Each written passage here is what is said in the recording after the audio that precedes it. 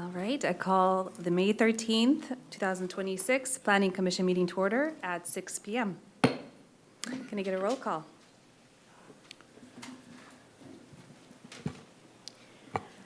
Chair Semenova, Here. Jeff Sundell, Here. Andrew Carr, Here. Nicole Hendricks, Matt Constantine, Here. Rob Candrian. Here. Thank you. Great, thank you. Please join me in the Pledge of Allegiance.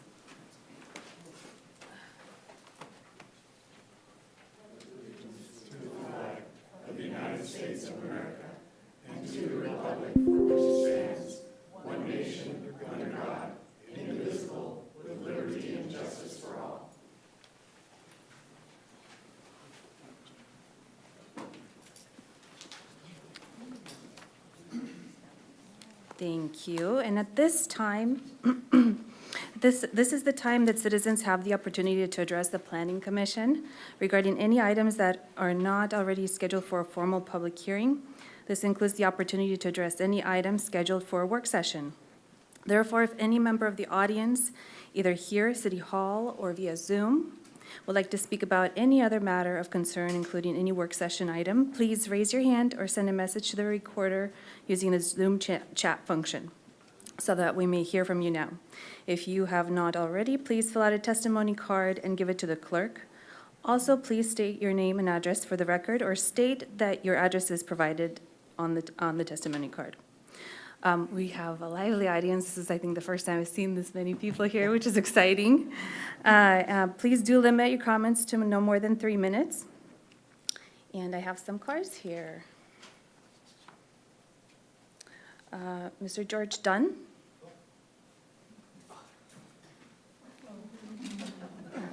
You get 6 minutes for 2.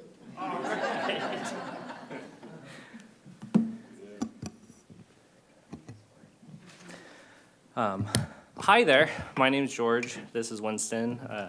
Mom's been mandated, so he's come along for the journey. I just want to take a moment to speak about the proposed removal of the town center height waiver. As a millennial living here in town, I can tell you firsthand how difficult it is for young residents to live here, to stay here. Housing costs are pushing people my age and younger out of the community they grew up in.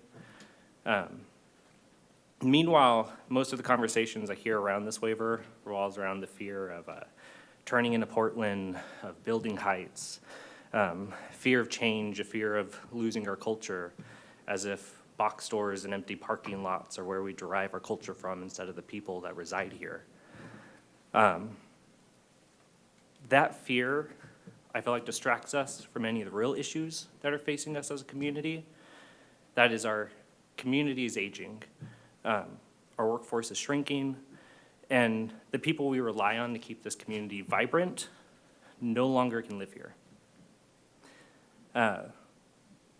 For years, I feel like many of us have kind of been proponents of treating our community like a gated community, which is fine. But I feel like that's come with the realization that gated communities are expensive, both financially and socially.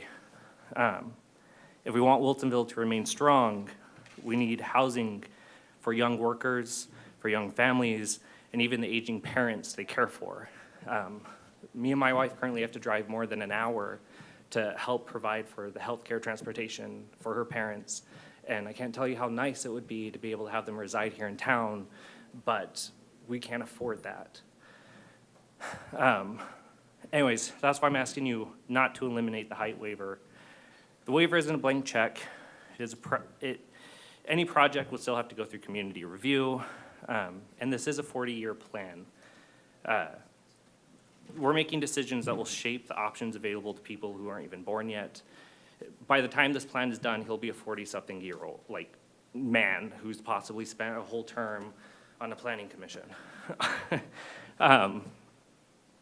If the concern is the pacing or scale of this project, then I'd like to suggest something like a 10-year moratorium.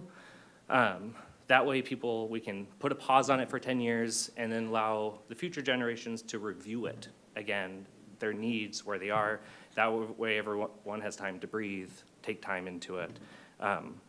But it doesn't remove a tool from future generations that might desperately need it. So yeah, all I'm asking is you please don't take away options from the people who will inherit the city, and please help plan for a Wilsonville that welcomes its youth back instead of pushing them away. Thank you. Thank you. All right, next we have Mr. Adam Cunningham.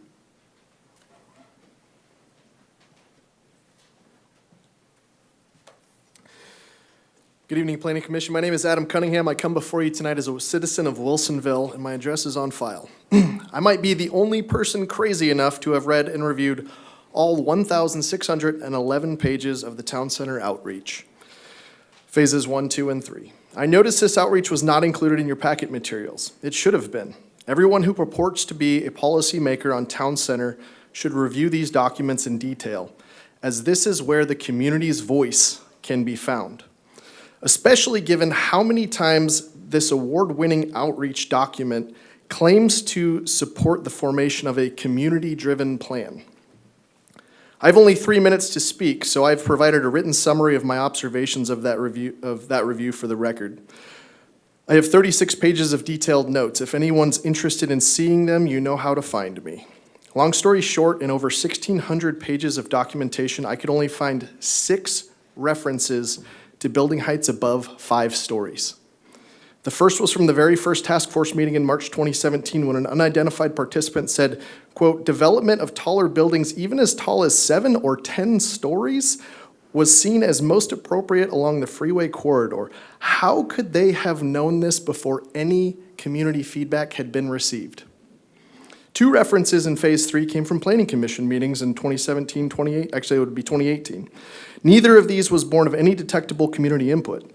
The other 3 came from surveys and a question of the month. These examples of actual community input indicated disfavor by more than 50% in those surveys. The question of the month showed a clear preference for the other listed options and the option given was 4 to 6 story mixed-use buildings. And it wasn't even close how far away this was. That's it. Any other time that a building up to 6 stories tall was presented to the citizens to gauge interest, only disinterest was found. If our residents asked for 6-story buildings, it was never documented in the city's award-winning outreach. By all appearances, most conversations in these documents centered on 3 to 4 stories, and respondents tended to shy away from high-rises. If the award-winning outreach actually does what it purports to do by developing a plan based on a community-driven vision, I think it would be fair for city staff to provide direct, specific citations from the outreach to support any policy guidance on additional building height. The 2025 Town Center Survey is another incredibly important document in this discussion. If you have not reviewed the survey results, you're not operating with all of the information required to advance community-driven policy.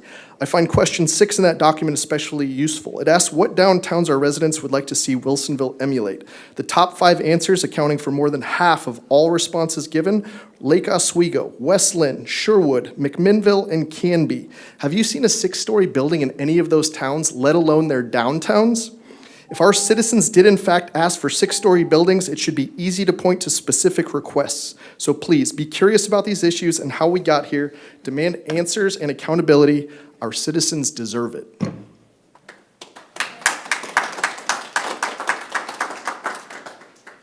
Thank you. Next, we have Mr. Brad Williams.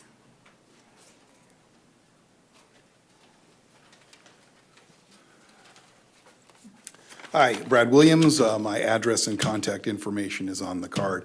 I'm going to speak about something, but I'm going to change it up given what George just said. I'm going to talk to you basically about my journey to homeownership in Wilsonville. I got a job here in Mentor Graphics in 1998, making $10 an hour. I lived in an apartment just across the street from the high school for 2 years. Then I moved and bought a 1-bedroom condo in West Lynn. 2 years, I got married, moved to a 2-bedroom condo in Beaverton, lived there for a few years, built up equity, moved to a 4-bedroom, beautiful, brand-new house in Hubbard. I did that because I couldn't afford to live here in Wilsonville. I couldn't afford to buy a brand-new house. The house in Hubbard was like $75,000 to $100,000 less. It was more affordable. So I had to make, even though I didn't really want to live there, I didn't really want to live in West Lynn, and I didn't really want to live in Beaverton, but that's what you do. You move from one city to another, one house to another to build up equity. Unless you're just incredibly wealthy, which I am not.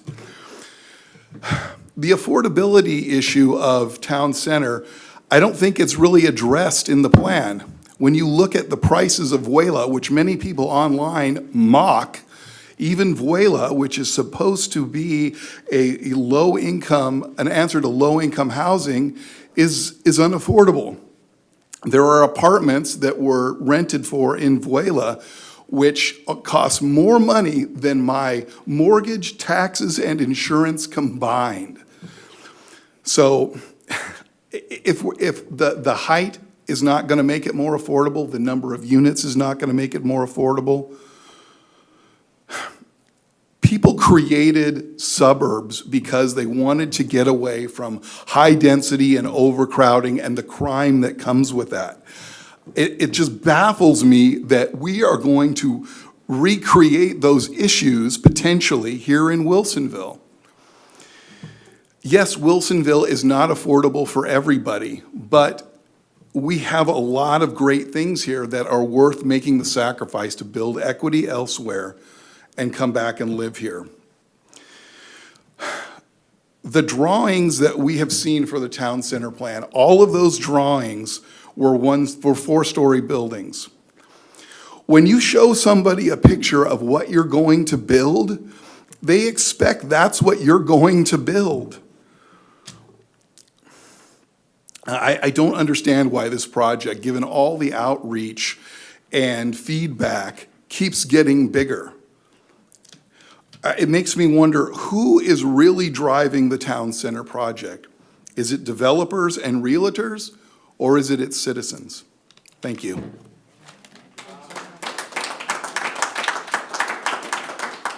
Thank you. Next, we have Dina, Ms. Dina Ox or Ox? Nobody gets it. It's Oaks. Oaks, okay, I thank you. married it.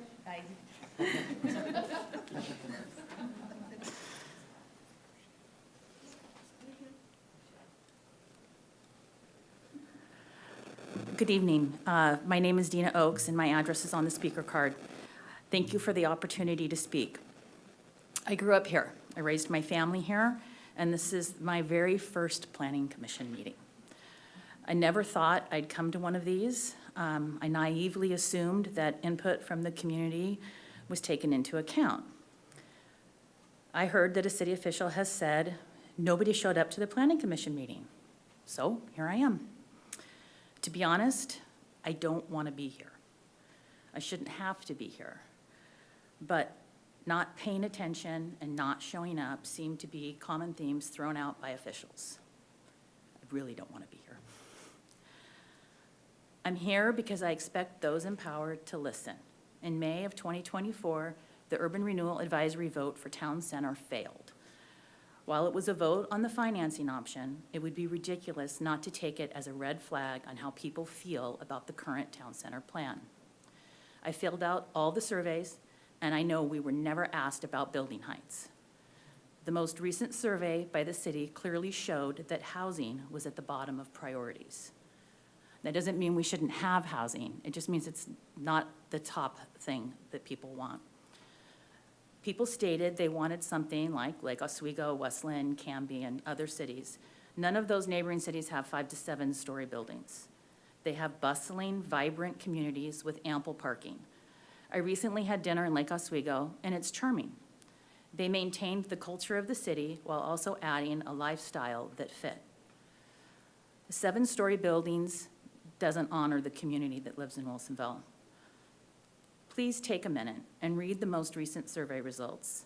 That's what citizens want, and it's your job to listen to the people. It's not your job to push through an agenda. Thank you. Thank you. All right, next we have Kate Johnson.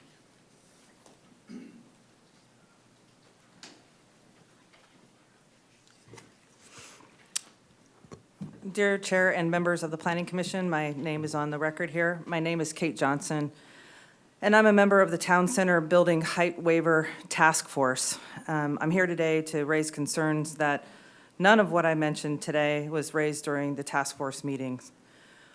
These are critical talking points that continue to be dismissed. The future of our town center is being decided right now, and the community you serve must drive the decision, not follow it.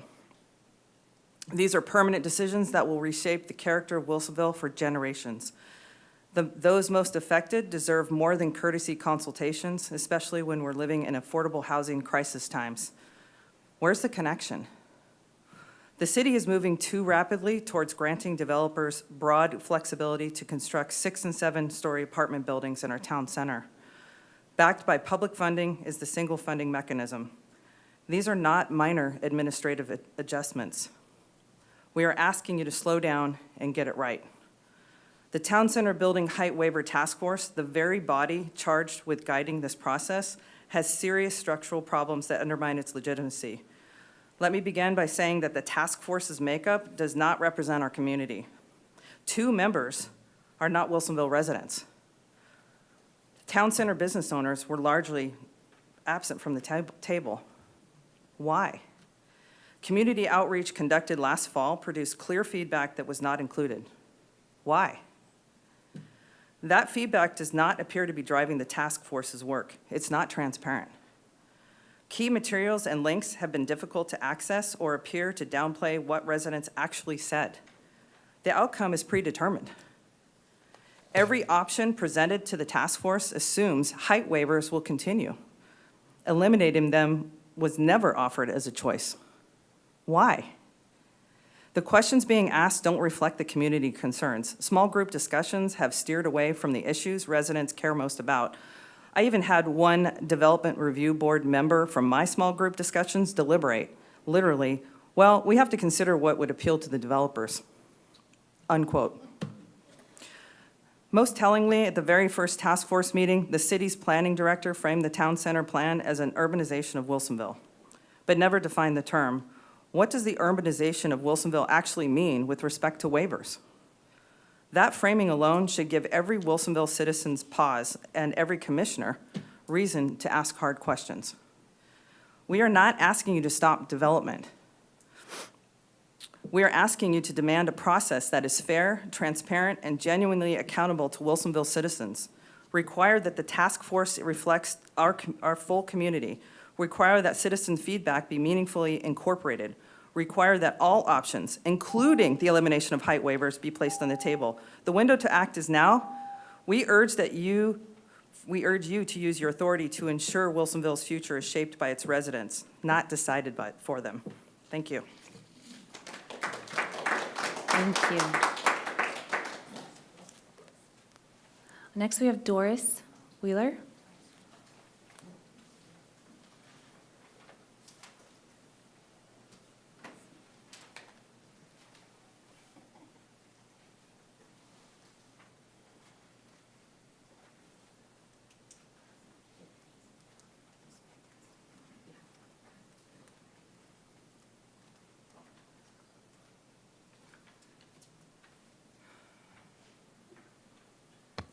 Hi, my name is Doris Whaler.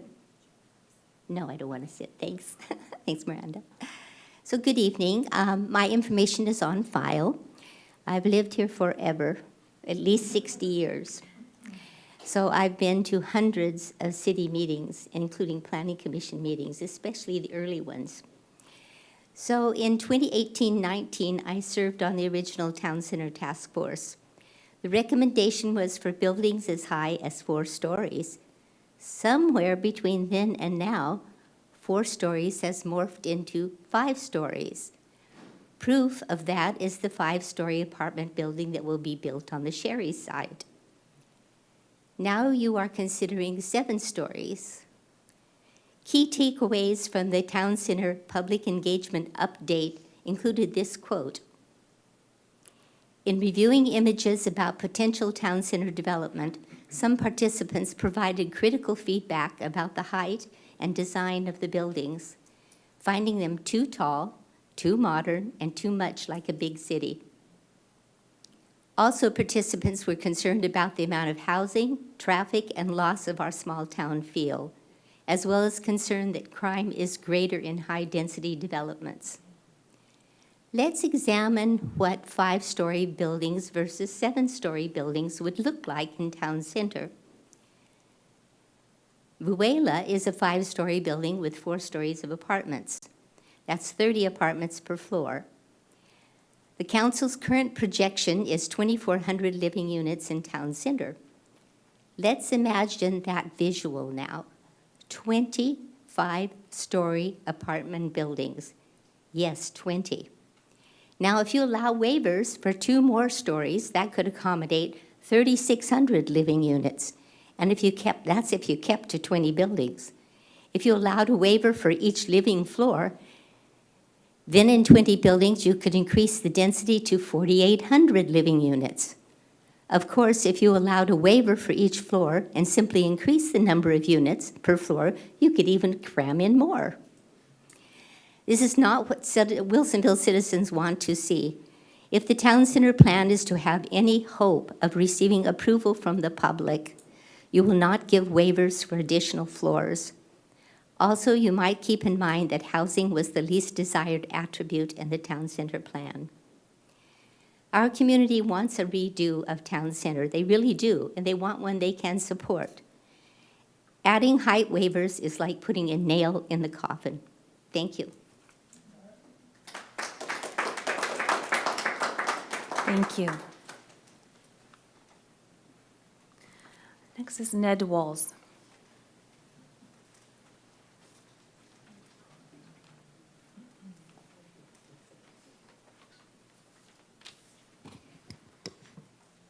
Hi, my name is Ned Walls, and my contact info is on the card.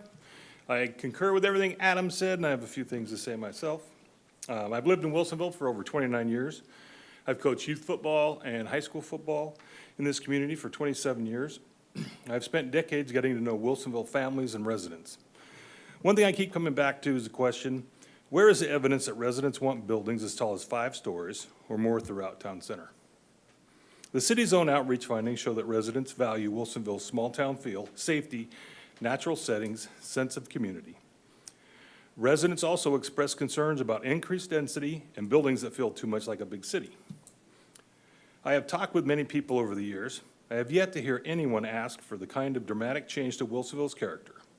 Yet the options being discussed seem to assume that height waivers will continue instead of asking whether residents want them at all. More importantly, the work of the task force does not seem to be aligned with the feedback gathered during last fall's community outreach. Residents raise concerns, but the small group discussions appear focused on questions that do not fully reflect those concerns. The concern is not simply whether one project receives a waiver. The concern is that repeated waivers gradually shift expectations and weaken original height limits over time. At some point, what was intended as an exception starts becoming the standard. In my professional life, I've worked in law enforcement for over 27 years. In Multnomah County, I've seen what adding light rail and apartment buildings does to a community. Just go to Rockwood. For the last 9 years, I've worked with many jurisdictions along the I-5 corridor. I have seen firsthand what happens when communities increase density dramatically without fully understanding the long-term impacts. Taller buildings mean more units, more traffic, more demand on our infrastructure, and changes cannot easily be reversed once they happen. Before we make changes that can permanently reshape Wilsonville, we should slow down and make sure we truly understand both the impact and the community's wishes. Do we even know whether there is enough demand to fill that many additional units? Have residents clearly said this is the direction they want for Wilsonville? I'm not saying Wilsonville should never grow. Growth is inevitable. But growth should reflect the vision of the people who live here, not assumptions made without clear public support. I respectfully ask the Planning Commission to gather more data, ensure the process is fully transparent, and most importantly, directly ask residents, is this truly what you want for Wilsonville?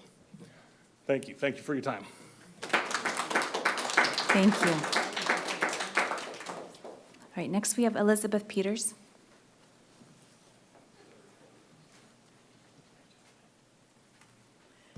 Hi, Elizabeth Peters. My address is on the speaker card. I currently serve on the Town Center Building Height Waiver Task Force, and it's an honor to be in that group.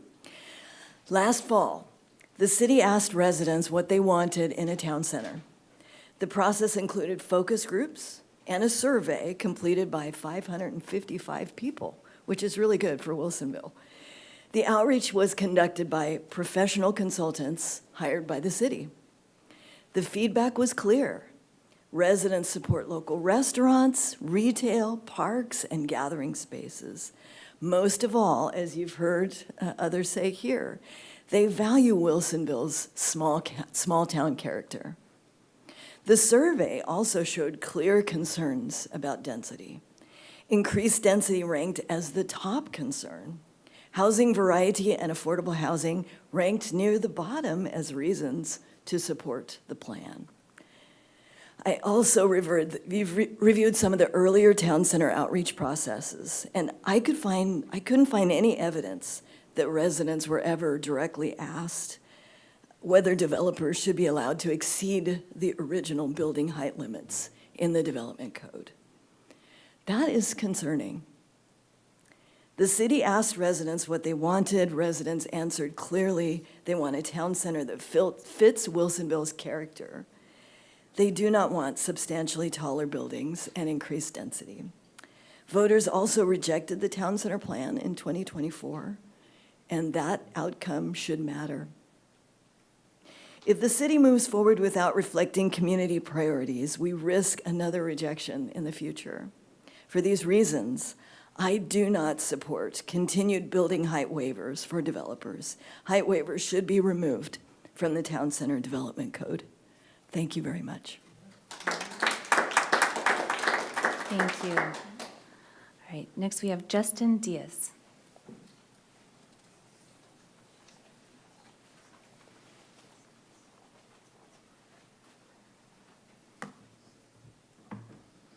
Good evening. Thank you for allowing me to speak. My name is Justin Diaz. My address is on file, and I've lived in Wilsonville since 2018, my wife since 2013. I would like to start by thanking Councilman Cunningham for his testimony earlier and state that I agree with him wholeheartedly. I would also like to thank those that have spoken before me about their concerns as I share them. Additionally, I would like to state some concerns that have been shared with me by my immediate neighbors, members of my community, and a few local businesses that I patron, as my wife and I share their concerns as well. We are not against urban renewal. It is accepted and understood to be a valuable, if not necessary, tool. However, we are not in favor of high-density apartments or affordable housing, whether it's below 5 stories or above. We, myself included, are in favor of a community rec center, a community pool, new businesses that include retail stores and restaurants, and again, not high-density apartments, with all the problems, potential problems that they may bring, i.e. Portland. Thank you. Thank you. Next, we have Rick Peters.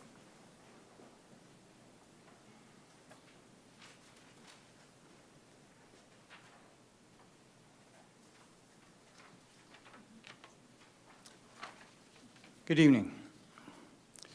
My name's Rick Peters. My address is on the speaker card. And I must say, I certainly agree with Councilor Cunningham and the others that have spoken before me. You know, I keep hearing about incentives and flexibility for developers. Developers should not drive your decisions. The priority voice in your decisions and recommendations must be the people who live here. Wilsonville is a suburb. Why is the city trying to urbanize it? The community has clearly said that they like it here because of its small town feel. Tall buildings don't align with what the community wants. I think these building height waivers should be eliminated. By the way, this is exactly why my wife and I are voting yes on Measure 3-632, because the future Wilsonville belongs in the hands of its residents. Thank you. Thank you. Next, we have Christy Corno, or Como.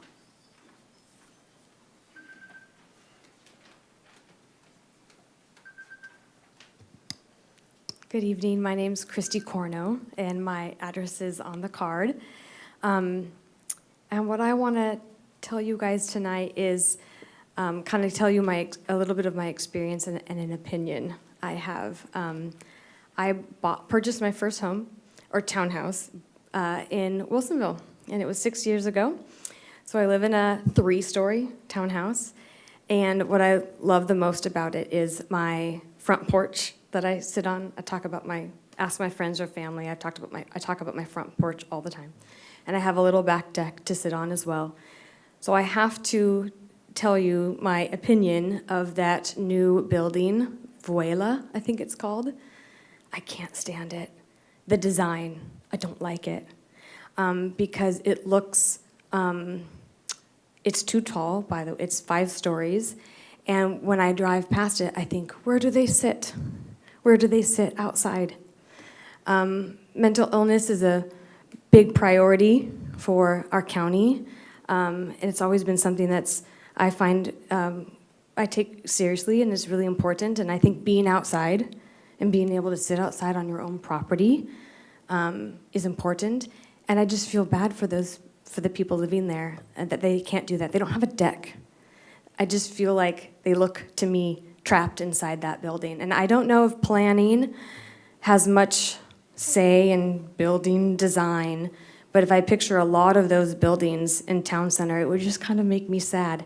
I was there a few weeks ago because I volunteer in the food bank that moved to the ground level of that building, and I met one of the gals that recently moved in, and she came and she asked me, hey, is the city gonna make a park, like a little park near here? And I was like, I don't know, I don't think so. And then she pointed to the wildlife area that's across that, I forget what street that is. I said, nah, it's not owned by the city, it's owned by Metro, it's for wildlife, I don't think that's gonna be a park. And I may be biased and reading into it, but I just wanted her a place to sit outside. That's what I wanted for her. And so I just can't stand that look and that trajectory of the city headed that way. Now we'll have Sherry's, that building. So now I'm like, now we have 2 buildings that are 5 stories with no decks. That's enough for me. I'm in the 2 to 4 story. That's where I live, and I understand that this isn't my town, it is our town. But I do want you guys to be mindful of the people that are gonna live in this town and live in these buildings and what their life quality will be. Thank you. Thank you. John Ludlow.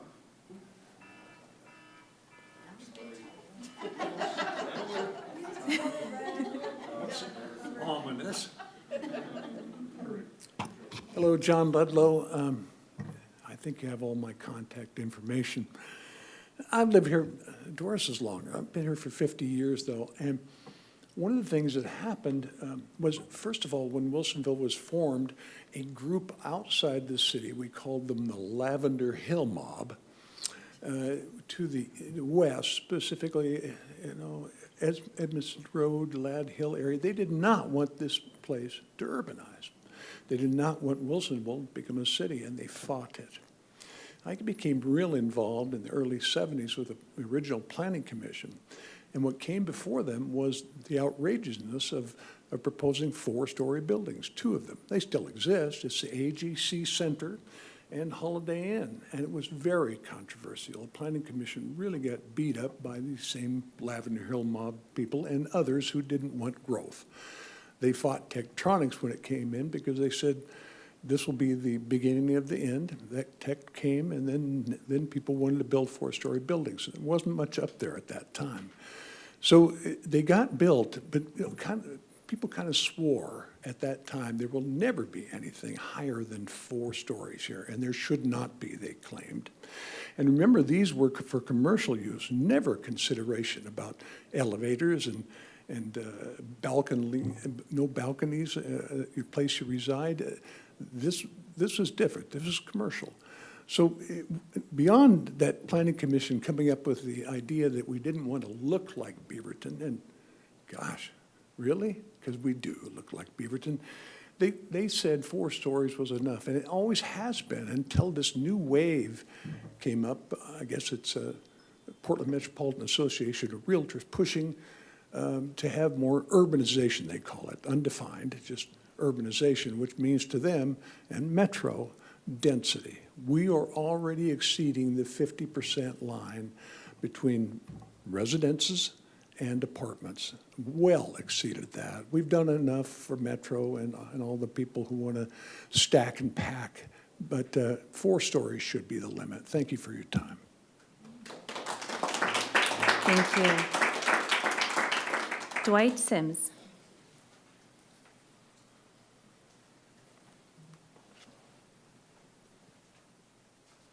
Good evening. Thanks for the opportunity to weigh in. My name is Dwight Sims. My address is on file. It's also on the card. I agree with pretty much everything I've heard, but I have some specific concerns. I have some concerns about today's summary that I read before coming to this meeting, especially about the specific wording in the report.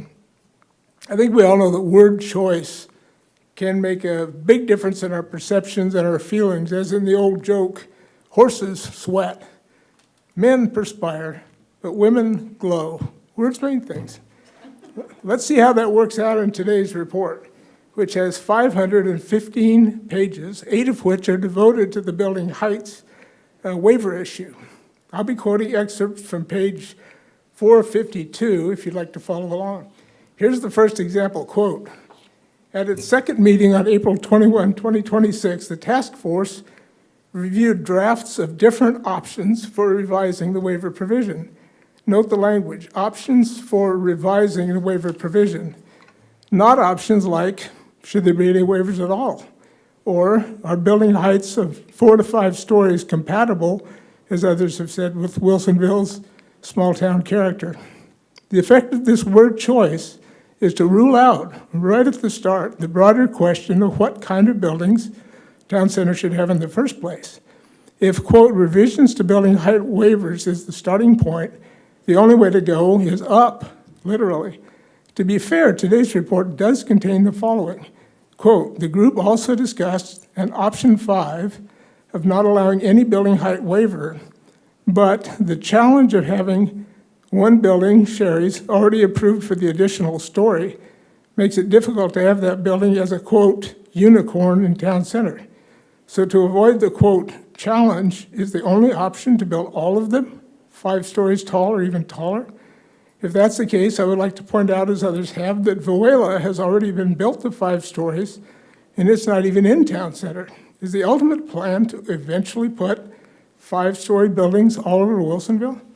Although I've been reading the Spokesman and the Boones Ferry Messenger faithfully since 2015, when my wife and I moved here, and attending Wilsonville City Council meetings now regularly for many years, I don't believe I've seen any outreach to the public over this question. Adam also mentioned that, and others.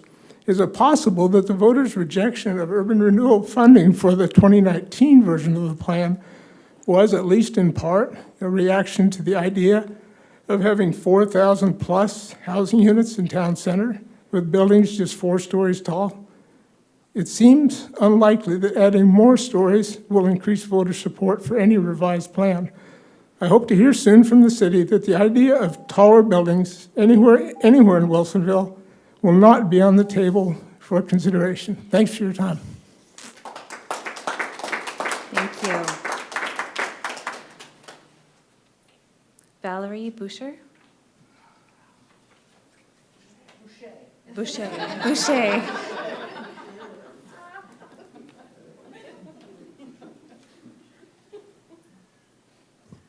Good evening. My name is Valerie Boucher. And as I've said at town meetings, I married my wonderful husband for that lovely last name. Why do you live in Wilsonville? Why do you live in Wilsonville? When my husband retired, it offered us the opportunity to return to Oregon, a place where we had lived twice before. We began our search in Portland, rejected Portland, and continued to move further away from the metropolitan area. Eventually, we found Wilsonville. When we left Wilsonville in the early 90s, it was just a little spot on the map, a gas station and maybe a store, maybe a house or two. We found Wilsonville in 2020 to be a lovely town, small town, planked right in the middle of a serene, bucolic countryside. We fell in love with Wilsonville. And I have to say, Wilsonville has some of the most wonderful people and the friendliest place we've ever lived.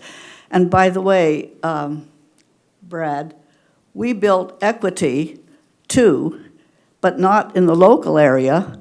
We did it East Coast, West Coast, East Coast, West Coast, East Coast, West Coast, and now we ain't moving again, I hope. Anyway, when I talk with my neighbors and talk about this beautiful town, they all say the same thing. Beautiful, small suburbia.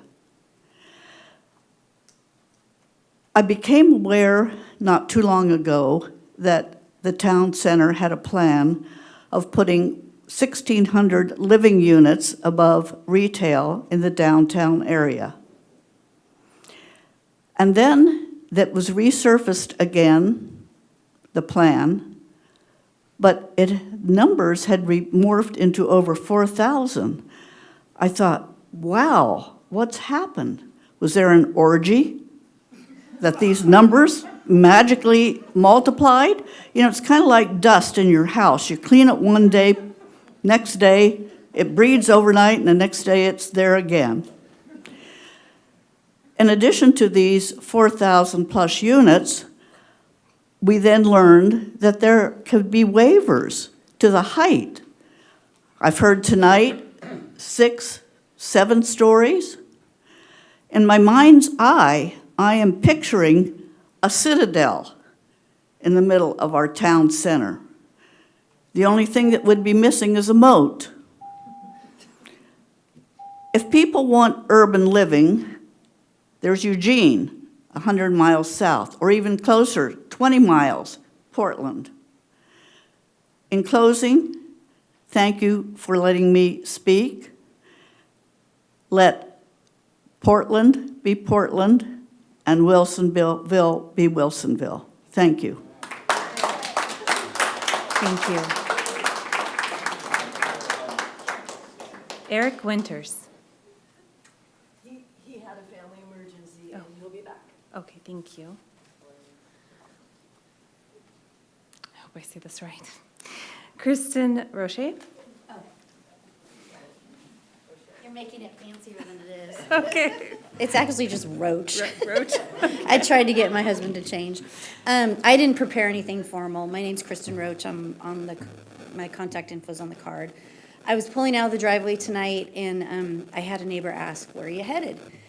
Getting dinner?" And I said, "No, I'm going to the Planning Commission meeting to talk about 5 to 7 story multi-units for town center." And the reaction was like, "What?"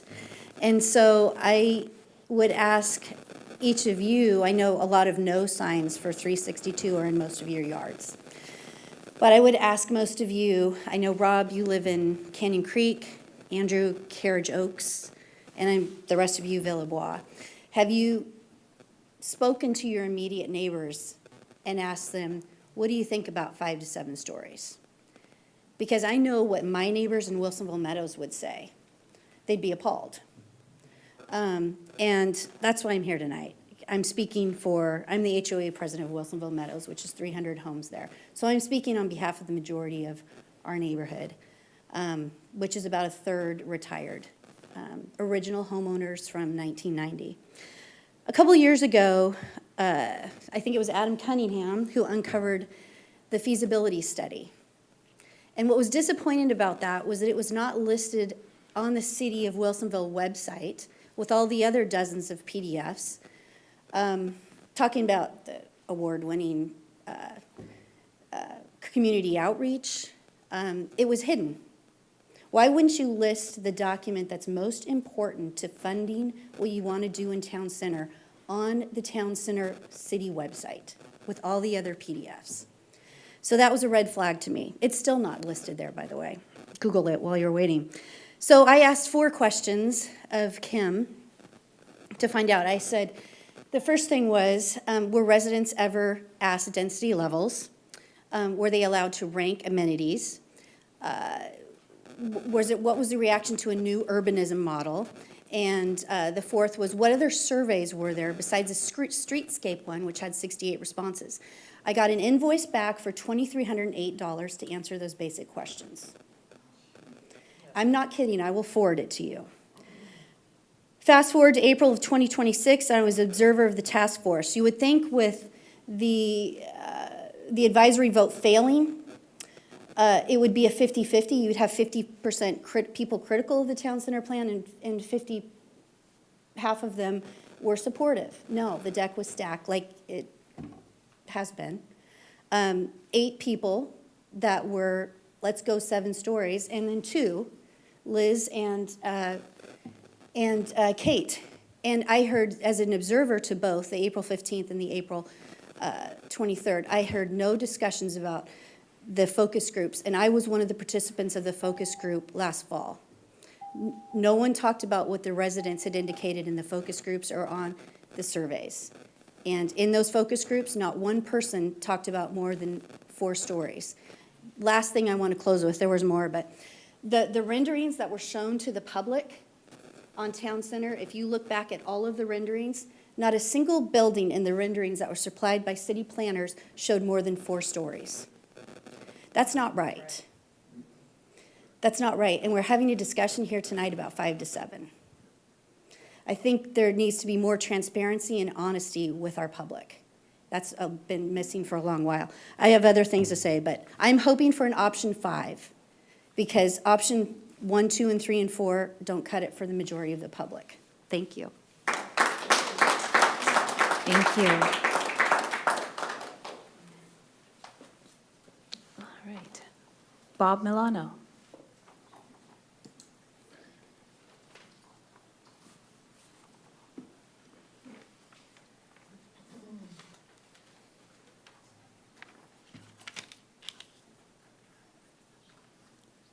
Good evening. My name is Bob Milano, and I live in Villaba. My wife and I have been there since 2016. Villaba, as you may or may not know, is one of Wilsonville's earlier urban renewal districts. It was developed almost 20 years ago on approximately 430 acres and is approaching 2,700 units. The community includes single-family homes, townhomes, condominiums, apartment buildings, parks, and recreational areas. It also includes approximately 18 homeowner associations, and I proudly serve as president of one of them. In my view, the single greatest challenge throughout Villaba right now is inadequate parking. My HOA includes 169 single-family residences, yet only 5 have a driveway. Most homes were marketed as having 2-car garages, but in practice, those garages are too small to accommodate comfortably 2 modern vehicles. At the same time, most working families require more than 1 vehicle for commuting and daily life. Our CC&Rs require that at least 1 vehicle be parked inside the garage. And I believe the other HOAs in Villaba have similar rules. The result is that available street parking is already severely limited. And now we are adding 3 brand-new 4-story apartment complexes that will house approximately 143 new homeowners. No, take that back, tenants. Those units were planned at the pace of having 1 parking spot for every 2 units. So obviously, we've got at least 70 or more homeowner or tenants that won't have a place to park. And that's just going to burden our streets even more. And we also know that most of those 143 units are not going to have just a single occupant. There'll be dual occupancy in most of them. Since the physical layout of Villaba is already well established, our situation is unlikely to improve. It's going to stay the best, same, or get worse. I read the town center feasibility and learned that approximately the same number of housing units are going on to a footprint that is 1/4 of the size of Villaba. How can that possibly make sense? I understand our hope for the future is that people will start working remotely, will be riding bicycles, will be walking, using public transportation, but I don't think that's the reality. And I would respectfully encourage the Planning Commission to carefully reconsider the density and the number of housing units that are not really taking into consideration the infrastructure and traffic patterns that we're dealing with in today's economy. Thank you very much. Thank you. Has Eric Winters returned, or? No. Not yet, okay. Hold on. Do we have anybody on Zoom? If you are on Zoom and would like to speak, please raise your hand now.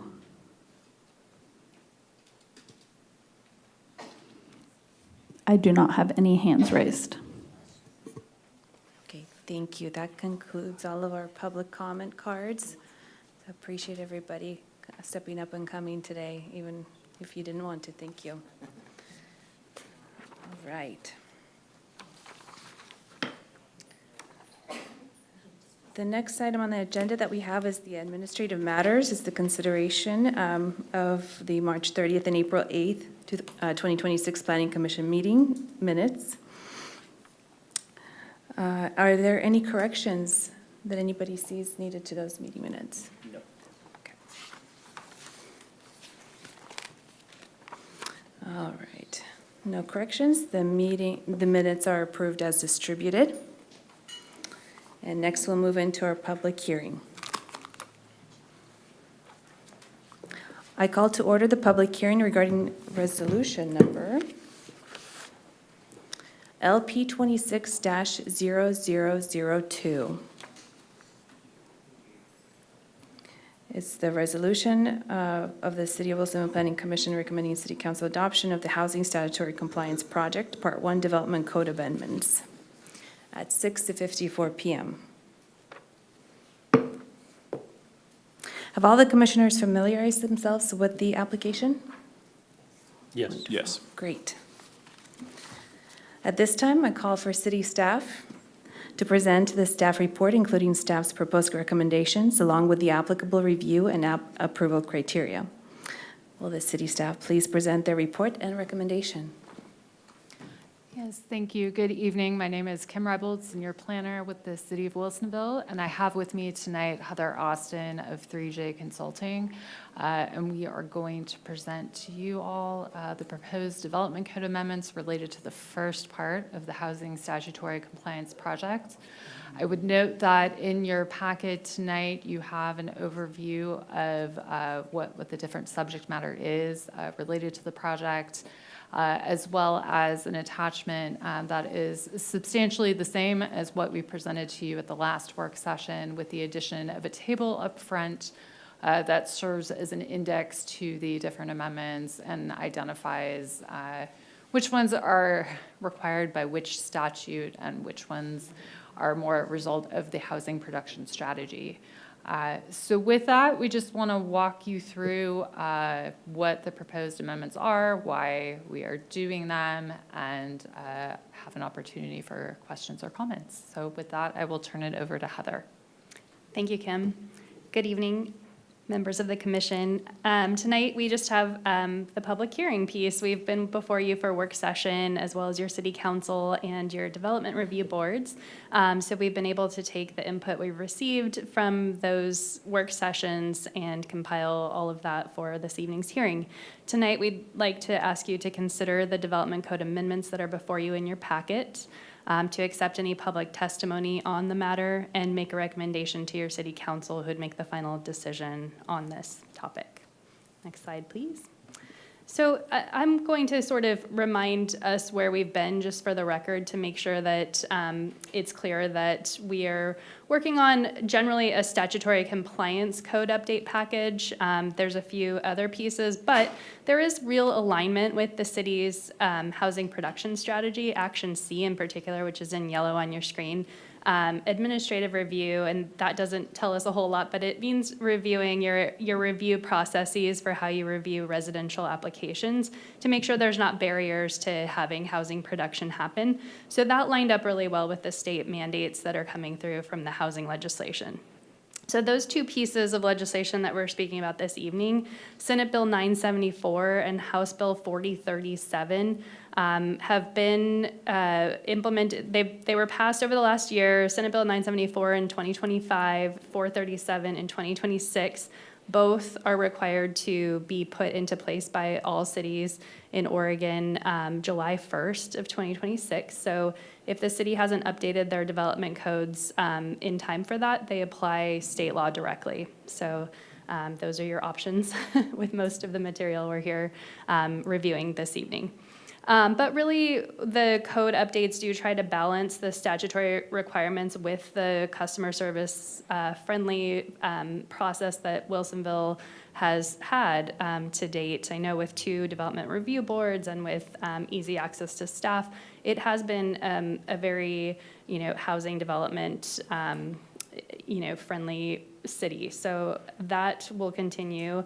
As well as public access to the process. That is a piece we'll talk about as well, making sure that the city is as transparent as possible. One of the things that we've talked about is how we get the word out about what's happening in Wilsonville if we are talking about limiting public notice of things, so increasing social media presence, the website, other ways that people get information, making sure that the city's making an effort in that manner as well. Next slide, please. So just a reminder of our project schedule. Again, this is phase 1 of our overall 2-phase project. We do have a second set of regulatory requirements that are going to be due by the end of this year, but for the first half of 2026, we're right on track with a public hearing here at the Planning Commission in May, City Council public hearing in June, and again, July 1 is when we take effect. So ideally, our code amendments will be adopted. We're at hearing June 1. If there is some small gap, then we would apply state law directly during that time. Next slide, please. So as a reminder, the current land use review process is for housing review is broken into 3 classes. There's a 4th class for legislative amendments, but we're not talking about those this evening. So the first class is an administrative review where your planning team under your planning director are making a decision. There's no public notice with those. So those are like reviewing building permits, some small sign applications, those types of things. Class 2 administrative review is also a decision by your planning director, but there is public notice, and those can be called up to your development review board currently. And then class 3 is your development review board's making a decision, but you, planning commissioners, I believe city council can call those up. They get those agendas as well, so they can see the issues that are being reviewed. So that is, I wanted to make sure that we are clear on what today's process is, because now we'll talk about what the changes are that we are proposing with the code amendments. Next slide, please. So Senate Bill 974 said that there are certain reviews that need to be Class 2, and if you'll recall, that's staff level with a public notice. This amendment would be for zoning map amendments that increase residential density, Stage 1 and Stage 2 plan development review, and variances and waivers that are specific to residential development standards. They also said in this standard that Class 2 administrative review notice period should be 14 days. That's an increase from the current 10 days that Wilsonville has, so that change actually is kind of in the opposite direction of where that's going, that people have more time before a decision is rendered to have notice of these review applications. So 974 again was passed in 2025, and then in 2026, next slide please, House Bill 4037 was passed, and it's really meant to go in concert with 974. It does take it a step further by saying all residential development applications are type 2 now, so where they were being specific about those certain types, like a zone change or a plan development. Now the House Bill 437 says, actually, let's just do all residential development applications. And Kim will talk about how that impacts definitions and what residential development means, but we did feel like it was important to make sure we were being clear with what that meant for the city. One other change is that mailed notice radius is now 100 feet. I know at our first work session with you all, we were talking about preferred radius, and 100 feet was not what the body preferred, but this passed after that first work session, so that is where we are. And then finally, appeal rights and waivers. So 4037 says that on a residential development application, only the applicant is eligible to appeal that decision. So in order to make that clear in Wilsonville's code, we do have a new code section proposed, 4.119 for waivers, and then updated that appeals section 4.022 to reflect those changes. With that, I will hand it over to Kim to talk a little more about things that are not specific to the statutory requirements. So again, that table in the front of your packet, anything that's labeled for code cleanup or efficiency or other reasons, Kim will talk about those pieces. Great, thank you.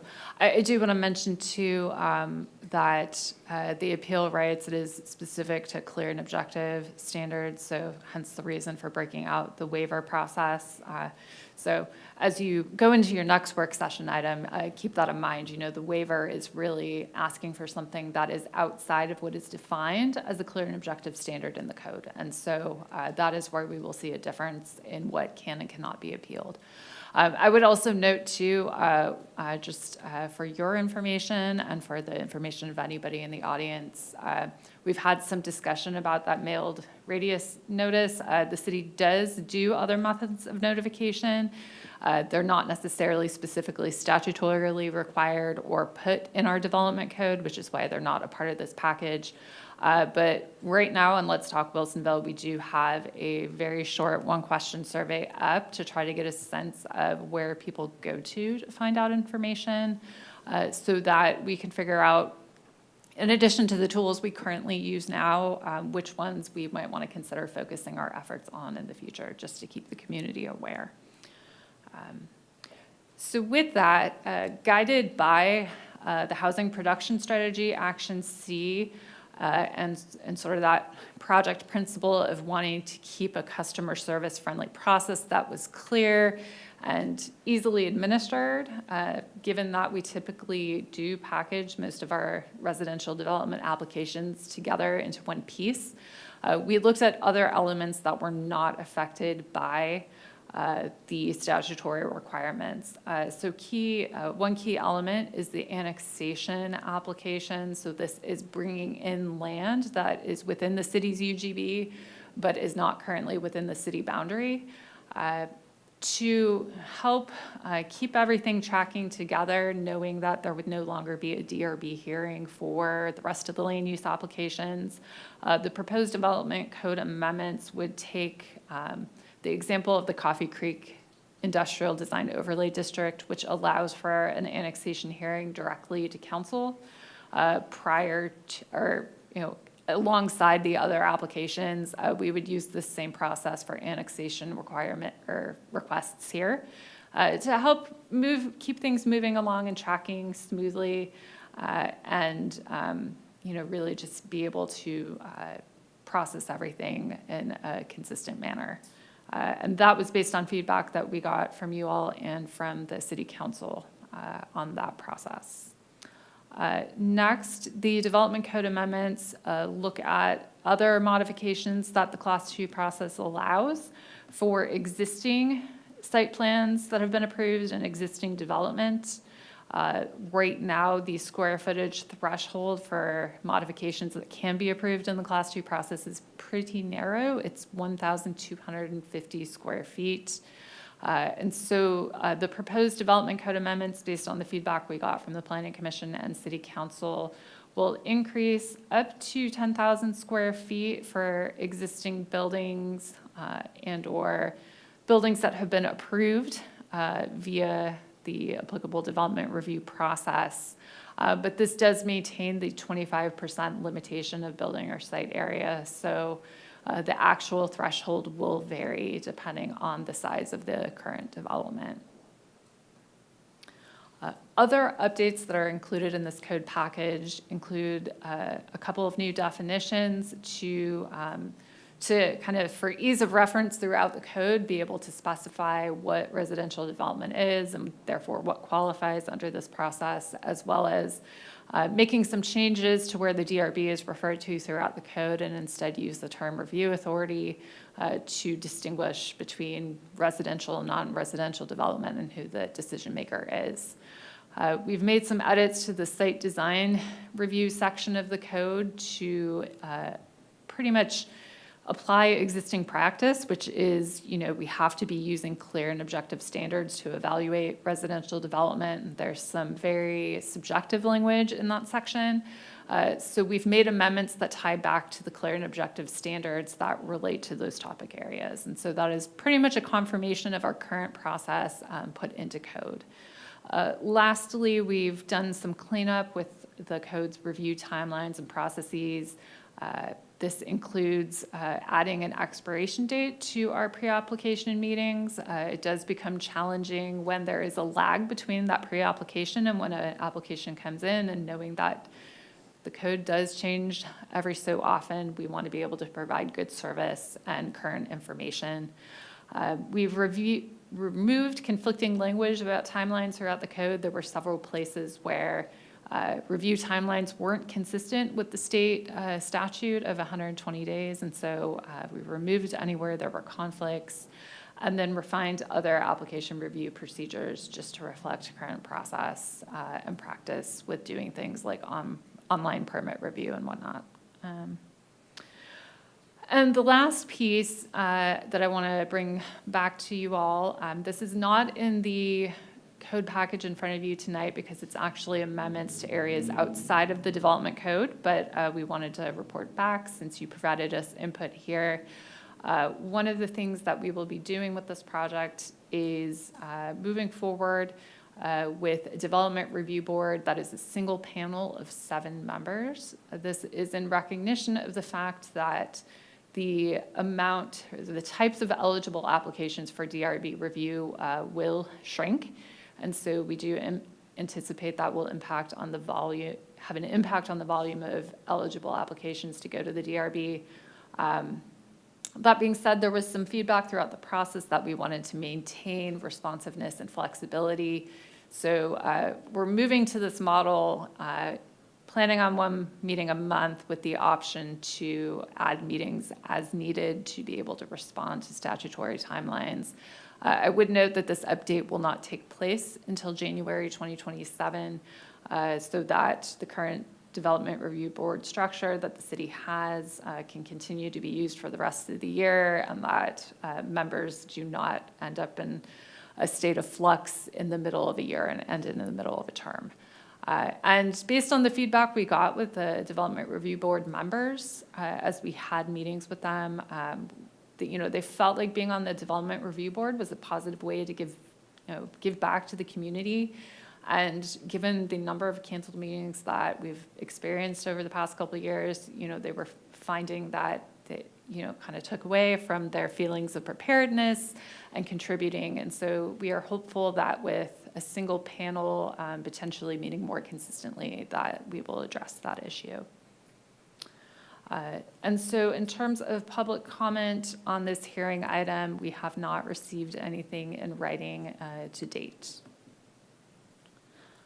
So with that, the staff recommendation is that the Planning Commission approve resolution number LP 26-0002 with a recommendation of adoption of the Development Code amendments to City Council. Can I answer any questions you have? Thank you.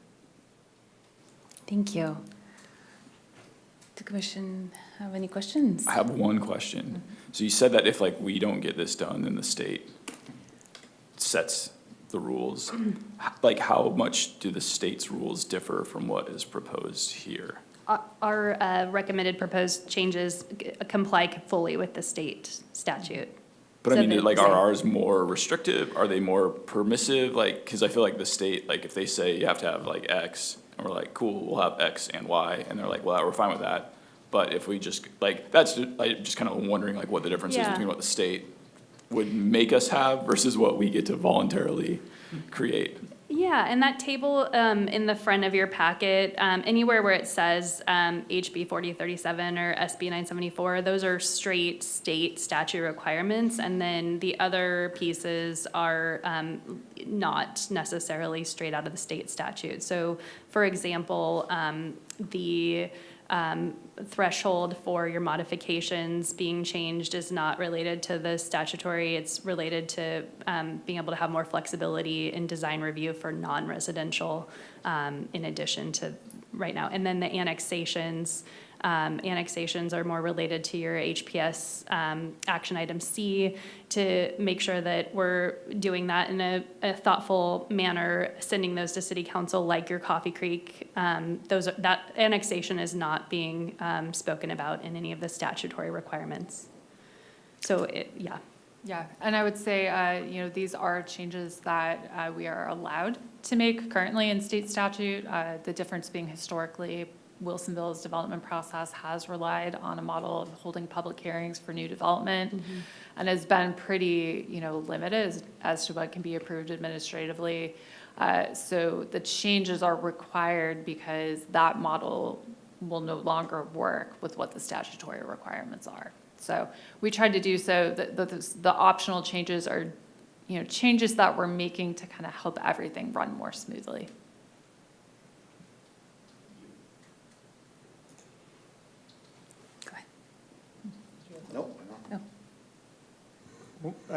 One of the things that came up for me when I was reviewing this again, kind of with fresh eyes or maybe with a little bit more context than last time, was the implications of clear and objective standards. And by putting the onus on clear and objective standards, it means that our code has to anticipate all the things that we might want to be, that we might want a developer to consider. So if there's a shift in attitudes in the city about street parking or about bicycle use or things like that, that would factor into these plans, we would have to go and update the city code for those specific portions of the code to anticipate those parameters, right? Correct. So that would, the thought process kind of on a large level being that the public debate and conversation to happen when you're setting the standards, so that by the time you're actually implementing the standards, it's being done so in a way that isn't costing, creating unreasonable delay or burden. Particularly there's a sensitivity with that around the development of housing and the amount of time it takes to develop housing. So I think that's where we've seen a lot of these statutory requirements coming from, is from a place of trying to make that process more predictable and more timely.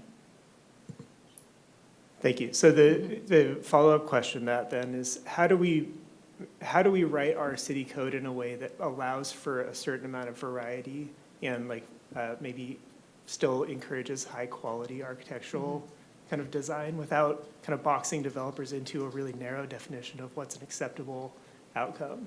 Is that a risk that we're posing or that we're facing with this requirement? So that's a great question, because a lot of the direction, a lot of particularly residential codes that have been adopted over the past several years still use Frog Pond as an example.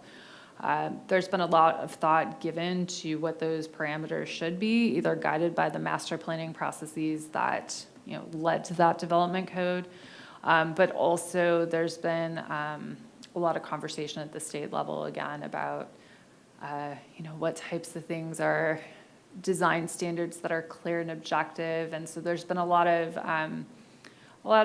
work, particularly with the middle housing code updates that happened back in 2021 around model codes. And while the city did not directly adopt the state's model code, there were a lot of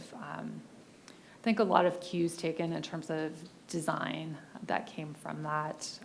That is another area of sensitivity that I think has come up at the state level in terms of if you start over-regulating that could be perceived as adding an unreasonable cost to development, which then again could put the city at risk. So it's kind of like a balance there. But that is one of the reasons why the city historically has had a waiver process, is to allow for conversations around what to do outside of those parameters when there are unique situations that come up or different design ideas that might not fit neatly into that box. And so the city has used that waiver process historically throughout the years in a number of ways, and not necessarily being seen as something that gets you out of a standard, but seen as something that can implement the intent of a standard in a different way. That's, I think, one of the key reasons why, because we felt the need to really have that extra clarity in the code, that we've actually pulled those waiver standards into a standalone section to make it clear that for the state's purposes of applying clear and objective standards, there's also an option to do a waiver path, and that's okay, and we can have that, but to make that distinction more clearly. Excellent, thank you. Commissioner Carr? Yeah, I just wanted to commend staff and consultants for all the work that went into this, especially with a compressed time frame. I don't know that we normally move this fast, but when the state says jump, we have to say how high. So, but thank you. Thank you. I have a quick question on the, the radius was reduced. Is there a different way outside of that people can get subscribed push notifications of these kinds of things? Like if the city publishes something, you get a push notification that it was published related to something like this, instead of the radius constraints that people can opt into if they want that? One of the options currently available on the city website is subscribing. It's an email subscription to public hearing notices. So I think that is one of the features that we've asked about in the survey we have. I think in terms of what other things technology might allow us to do, if you have other ideas, I would recommend, please go take the survey. There is an option for other, and so if there are outside of the box ideas that we might not be thinking of, I think we're happy to research those too. But so right now, yeah, you can sign up for those email alerts. We'll have to, I think, probably expand, because this won't be a hearing notice per se, but it's a development notice, so maybe there's a different option we want to add for people to be notified about, any development happening. Yeah. So whatever's going on in the city, if somebody wants to know. Yeah, but we have to be careful of over notification. They would opt in. But they would opt in. They would opt in, yes, and they would get a lot of notices. Yes. Great, thank you so much. You're welcome. All right. No other questions?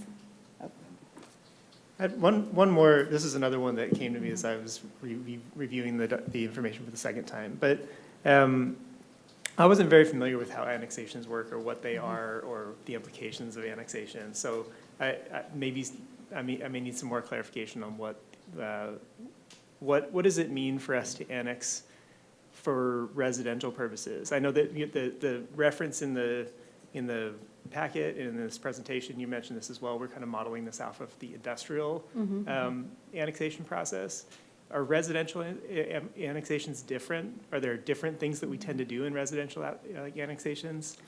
No, I mean, you're making findings to what the area has been planned for. So typically, if an area is eligible to be annexed to the city, there's most likely some kind of planning process that predated that. The reference to Coffee Creek is because it's the only other place in the city that we currently allow for the annexation to go straight to city council. That was driven by a very similar situation when that code in Coffee Creek was adopted that allowed for administrative review. It was part of the conversation of, well, it doesn't do you much good to have the administrative review for everything else, but then have to go through this two-step hearing process. And so, you know, that's the only reason why that's the reference point. But it's for the handful of applications there, it's worked pretty well because we have an understanding of what the development is supposed to be and what the uses are supposed to be.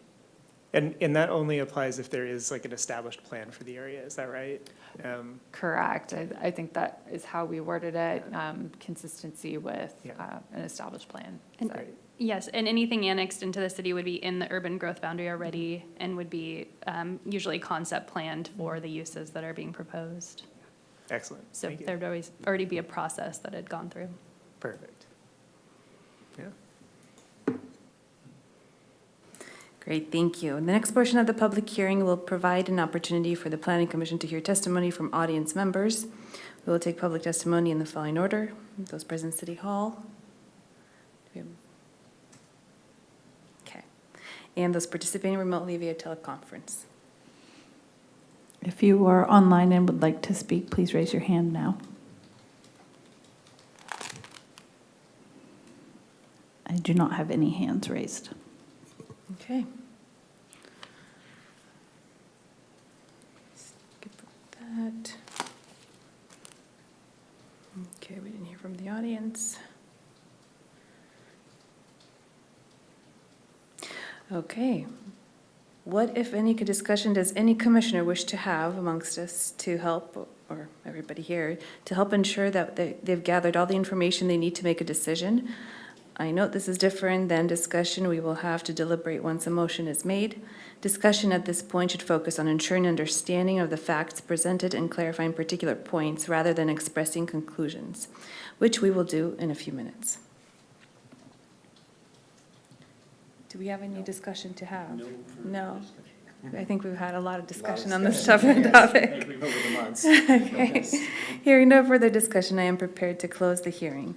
Once the hearing is closed, there cannot be any other discussion, comment, or questions pertaining to the material matters of the case file, except among commissioners. However, the commission may ask staff-specific clarifying procedural questions. Please confirm there is no additional discussions needed at this point and no further questions of staff or any party as to the issues presented to the commission. None. Okay. I declare this public hearing closed at 7:23 p.m. Okay, with the public hearing closed, it is time for the Planning Commission to entertain a motion to deliberate and make decision on the resolution before us. If a commissioner wishes to amend the staff report in any way, it should be included in the motion. Do I have a motion on resolution number? Can do a motion. So I move to adopt resolution LP 260002, recommending city council adoption of the Housing Statutory Compliance Project Part 1 Development Code Amendments. I'll second. It has been moved and seconded that, to repeat the motion. Resolution LP 260002. Thank you. Any discussion? I think we, in many cases, don't have much choice. Yeah. We kind of have to do what they tell us. Mom and dad said we got to do it, so. I mean, there are pieces of this that aren't I think they are mandated. good. I think they're good. I like the fact that we are making some of the processes easier, more streamlined. Obviously, to make residents more affordable, right? Reducing time and effort and complexity will help a little. So I definitely agree with the changes that have been made. Yeah, I'd agree with that. I think that even the pieces of this that aren't mandated by the state seem to be in alignment with the spirit of them, and I think it's well crafted. So I like the way that it's structured. I do acknowledge that this, like especially the things that are mandated, put a bit more onus on us and the city council and the citizens being a lot more involved in maybe the master planning process or coming up with the vision for what these places might be. But I think that's something we already are pretty good at as a city and hopefully get better at. So, yeah. Great. Okay. Hearing no further discussion, I will call the question. All in favor? Aye. Aye. Aye. Aye. And anybody opposed or all opposed? All right, the motion carries 5-5. 5-0. Or 5-0. First time we're here. I love how you all chimed in. Okay, all right. The next topic, more paperwork than usual today, is our work session. Town Center Building Height Waiver. Get to my work session. The work session is a chance for the Planning Commission to gain additional understanding of and provide guidance on ongoing legislative projects prior to a public hearing.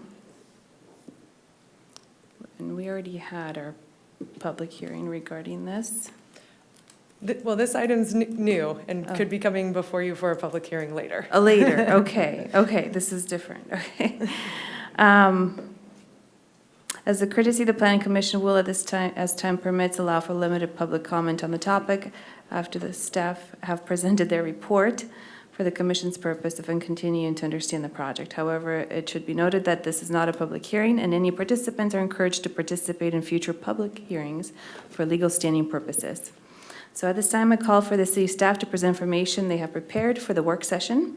Will the city staff present? Thank you, Chair Semenova, and thank you, Planning Commission members. I am Amanda Guile-Hinman, the city attorney, and as I was reviewing my notes for tonight's presentation, I realized among the numerous presentations that I have given both to council and various boards and commissions, I don't think I have ever given a presentation in front of the Planning Commission. So this is a first for me. And I also want to give a special shout out to Kim and Heather for their work. This last weekend, I was presenting on our housing statutory compliance project, and I will say, despite the compressed time frame, we are well ahead of a lot of jurisdictions who are all just trying to figure it out. So really, the only reason I was able to talk at all coherently about it was because of those two and the amazing work that they've done in such a short time frame. But now to the topic at hand, the Town Center Building Height Waiver discussion. So the agenda for tonight is to do a project overview, and then I'll talk a little bit about the origination of this waiver language. Then I'm going to go over the specifics of the waiver provision as it currently stands. Then we'll talk about the task force and the feedback so far received, and then there's some questions in the staff report for Planning Commission that we're hoping to get some additional input to take back to the task force. So as an overview of the project, I think most of you are aware of this, so I apologize if it's a little bit redundant, but the City Council adopted ordinance number 835, which established a new town center plan for the redevelopment of the Wilsonville Town Center. That occurred in 2019. That ordinance was accompanied with also amendments to the city's comprehensive plan text and map, the development code, and the city zoning map. Of particular importance for the Planning Commission are the amendments to the development code provisions for town center, particularly the building height waiver provision. One thing that I did want to note, and it was part of your discussion in the earlier public hearing, is the waiver provision that is in the town center provisions are essentially in addition to the general waiver provision. We have always had a building height waiver provision in our general waiver. So what the town center building height waiver provision was essentially to put additional context around if a development is seeking a waiver to either floor plate or building height in particular circumstances. So after the council adopted that town center plan, the city began work on implementation items identified in the town center plan. One such implementation action, item ED7, called for the city's urban renewal agency to conduct a feasibility study to determine how urban renewal might be implemented in the Wilsonville Town Center. In 2024, the city council referred a ballot measure seeking an advisory vote from the Wilsonville electorate, seeking approval to establish a new urban renewal district in the Wilsonville Town Center. The advisory vote failed to pass by 54 votes in May 2024. Since then, the City Council adopted its 2025 through 27 council goals. Goal 4 focuses on communications and engagement. The first outcome seeks to provide information to the community to understand the town center plan, urban renewal, and other funding sources for infrastructure to help inform future council direction. To achieve this outcome, Strategy 4.2 states that if there are specific areas of interest concerning the town center or urban renewal to review, that there would be a development of a strategy for the review with specific policy recommendations.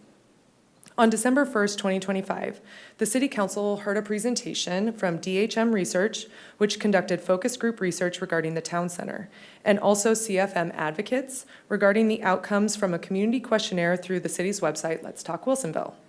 Both research efforts confirmed that community members want to see a vibrant and thriving Wilsonville Town Center.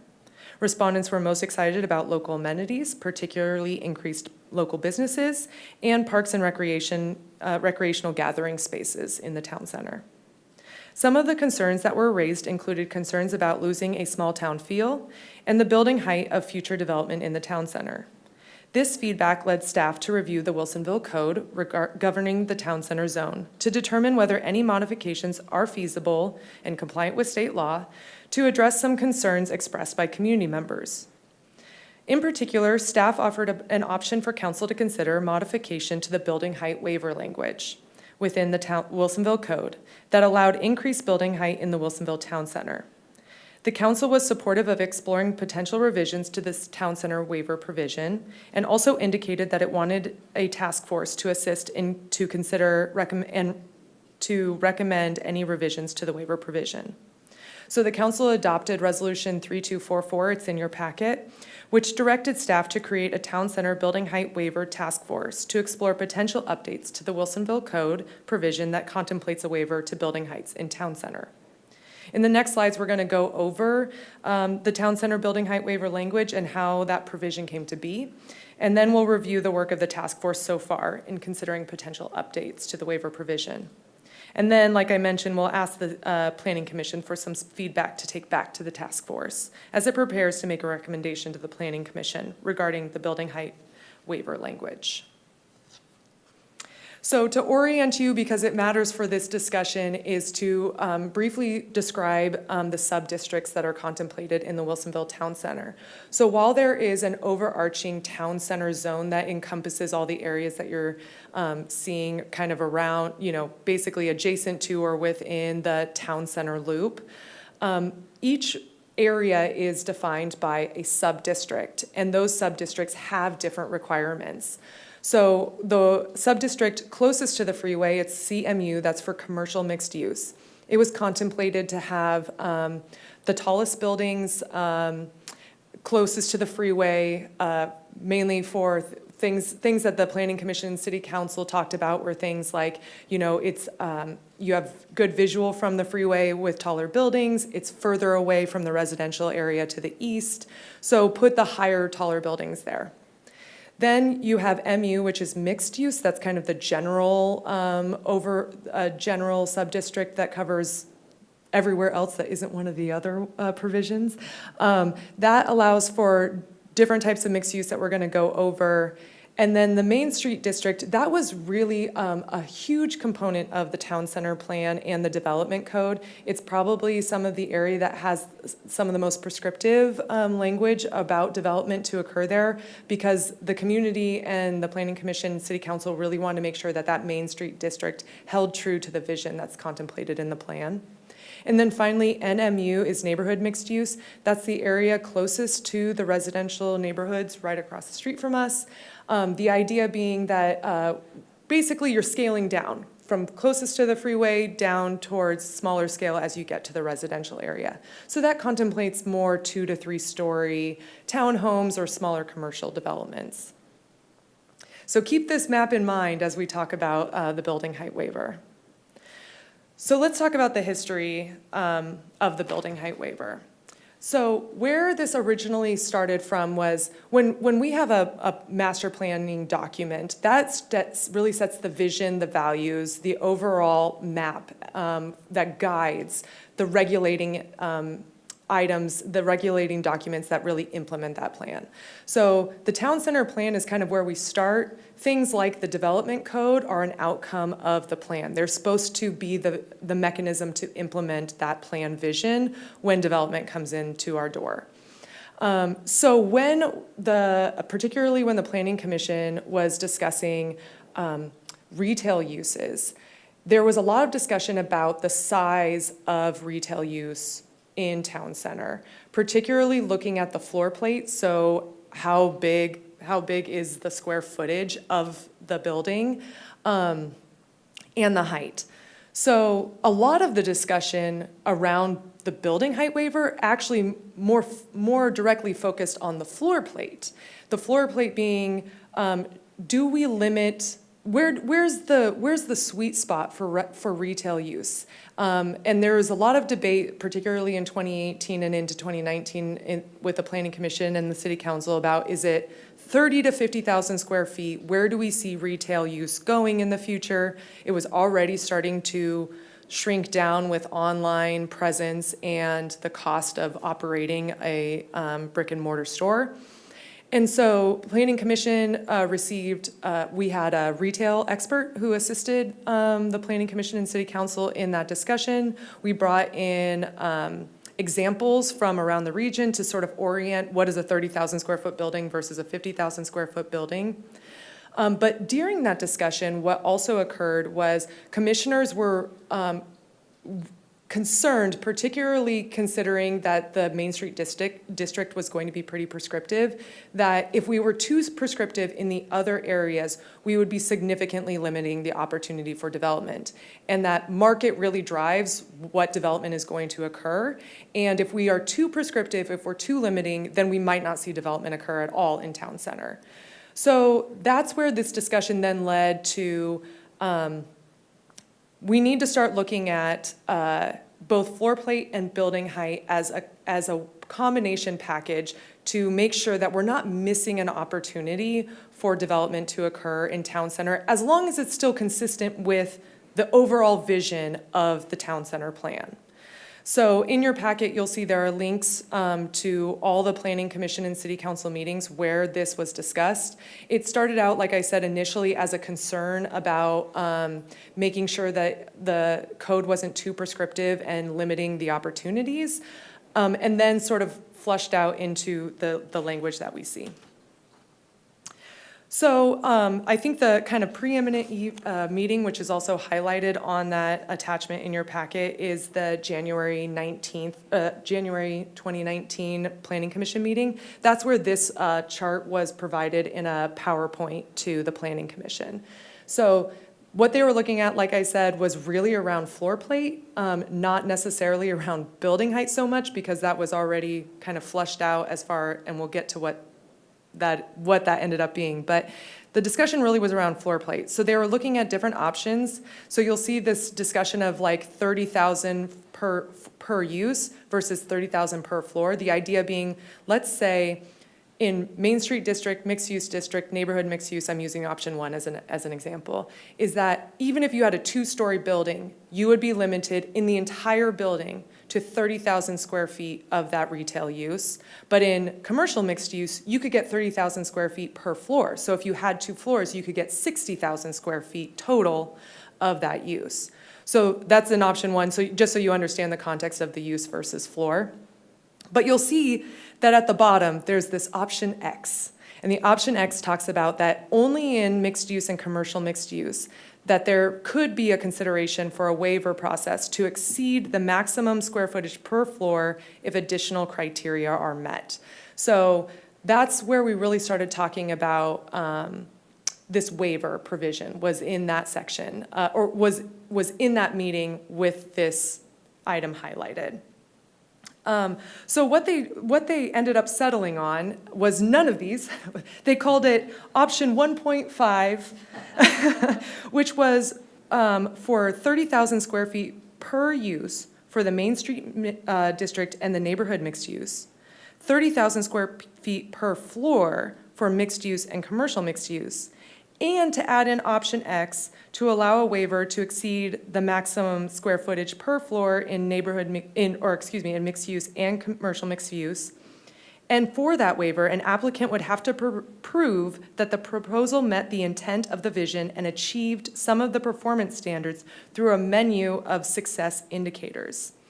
So I'm gonna direct you to your packet because I want to highlight where you now see this in our code. This discussion in our code. So if you turn to page 459 of your packet, it talks about the outright allowed uses. It's O2A, O2A, and then it lists like what are the outright allowed uses. You'll see F. F says retail sales and service of retail products under a footprint of 30,000 square feet per use. So outright anywhere in town center, you can have 30,000 square feet of retail use anywhere. Then if you drop down a little bit just to the bottom of the page, it starts, you'll see a 0.03 and then the A, and it talks about commercial mixed use. And it says, what's on the very top of the next page, so now I'm on 460, it says additional permitted uses. So this is only in commercial mixed use. It says a single user commercial or retail may exceed the 30,000 square feet if located on more than one story of a multi-story building. So that's where you're getting into this 30,000 square feet per floor for commercial mixed use. And then if you drop down to the C where it talks about mixed use, it basically does the same thing as the commercial mixed use. It adds an additional permitted use of that they may exceed 30,000 square feet if located on more than one story of a multi-story building. And then if you turn to page 470 of your code, of your packet, that's where the current language of the waiver to the development standards is contained. And we'll get to the ins and outs of it, but that's where this is now this chart, through additional discussions, both at the Planning Commission and City Council, has ended up codified in our code. So then the Planning Commission reviewed the code language again at its March 13, 2019 meeting. There was additional discussions, which we'll get to, about the menu items, the two menus that are it was originally one menu, and then it was parsed out into two menus. We'll talk about why that was, or two menus that they have to pull from if a developer's applying for a waiver. So they wanted updates to those menu options, but they ultimately recommended adoption of that development code language to the City Council at its March 13, 2019 meeting.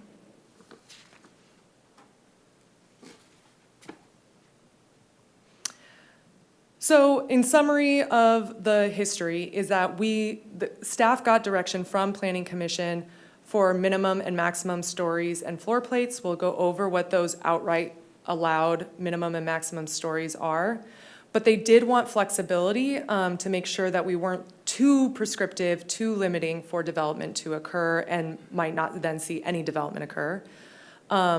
And they didn't want to discourage development as long as it continued to be consistent with what the vision of the town center plan was. So then, like I said, what that led to is, and this is also in your packet, this is on page 469. So this table 2 is part of the town center zoning regulations, and it lays out the outright permitted stories. So we've already talked about square footage. That's the floor plate. Think about that as the floor plate, that 30,000 square feet. Now this is the building height. So everywhere in town center, the minimum building height is 2 stories, outright permitted use. has to be a minimum of 2 stories. Then there is a maximum building height depending on which sub-district you're in. So if you're in neighborhood mixed use, closest to residential, you can only go up to 3. So it's 2 or 3 stories, that's it. In mixed use and Main Street district, it's 2 to 4 stories. And then in commercial mixed use, it's 2 to 5 stories. So again, it's that scaling down. So the highest buildings and next to the freeway, scaling down to the residential area to the east. I want to make a note here. I want to highlight a note here because it is important for the task force discussion and some of the feedback that we're seeking from you, is there are these notes that follow that table that I was just had up on the screen. One of them is being note 4. So note 4 says that within the Main Street district, the mixed use district, and the commercial mixed use district, a development could get a bonus floor if they are providing a certain amount of affordable housing within that development.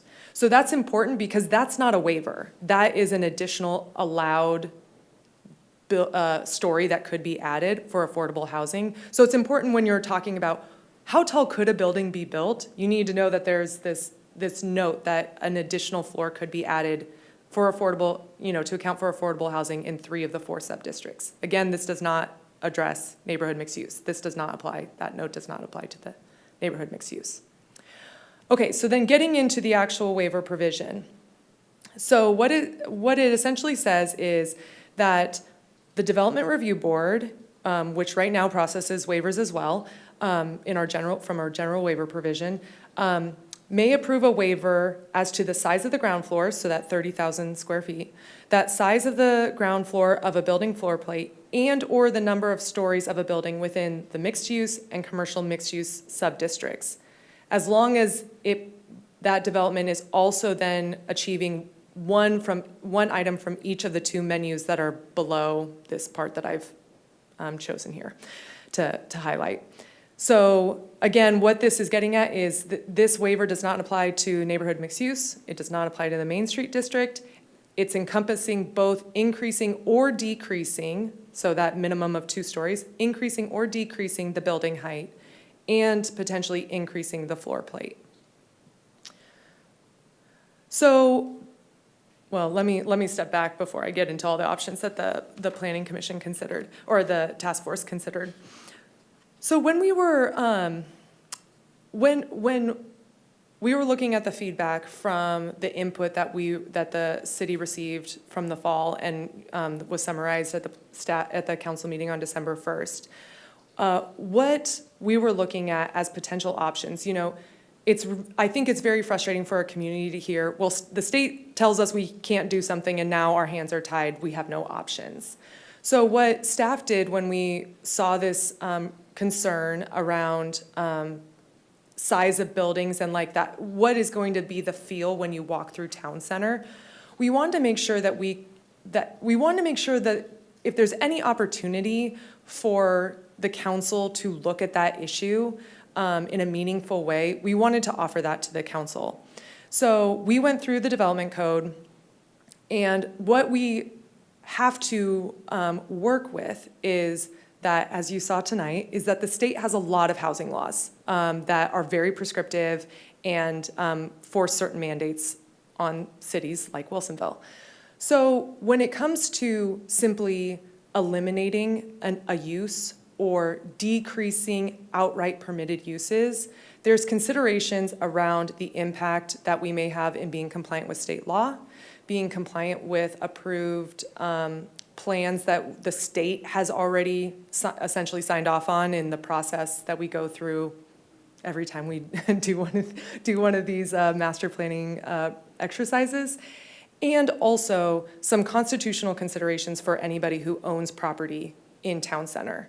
Because whenever you are rezoning a property, which means you're changing or you're further restricting what might be allowed on that property, those property owners are entitled to notice and potentially can argue that you are devaluing their property. So we're navigating those considerations while trying to find something that might be available for the council to consider regarding the feedback that they heard from the community. So as we read through the code, we highlighted what is highlighted before you, and that is around the building height language, the waiver in particular. Because as you can see, I think it's fair to say it's somewhat imprecise in its language. And especially when you start thinking about the bonus floor for the affordable housing, you know, it probably would be better, it definitely could use some refinement. So staff brought that to City Council as something to consider, and City Council then adopted Resolution 3244. That included the establishment of the task force. It laid out in that resolution specific categories of participants that it wanted on the task force. It also put together it also included a timeline for doing that work, which, talk about compressed. It was significantly compressed. I think every one of you got an email to participate on it because it's a very tight timeline. And so we are very grateful for our task force members who have been able to participate. And I think the discussions that we'll get into that they had on the 21st were really robust and insightful. So with that, I'm going to get into the options that were considered by the task force, and I realized I didn't include the asterisk that's here, what that means, so I will make sure to go over that. So we went through as staff and put together some options around limiting the increase in building height. So option one, and all the options that were presented to the task force are in your packet. I'm doing the chart because I think the chart's simpler to kind of get your head around. So option one would have considered allowing an additional story both in mixed use and commercial mixed use, and also keeping that bonus floor. Option two was, yes, allowing an additional story in mixed use and commercial mixed use, but not if you're getting the bonus floor. So it's a one or the other. Option three looked at allowing an additional story in the mixed use, but not the commercial mixed use, but allowing for that additional story for affordable housing. So you'll see the maxes kind of playing out depending on which lever you're pulling. And then option four looked at allowing for an additional story in the mixed use, not allowing an additional story in commercial mixed use, and not allowing that waiver if you're getting a bonus floor for affordable housing. So you'll see essentially the option four is the most restrictive, option one is the least restrictive as far as these options that were considered. We also, as we'll talk about a little bit, also gave, as part of the task force feedback that they gave us on the 21st was, what other options should we consider that we haven't presented? You know, these aren't the universe of options.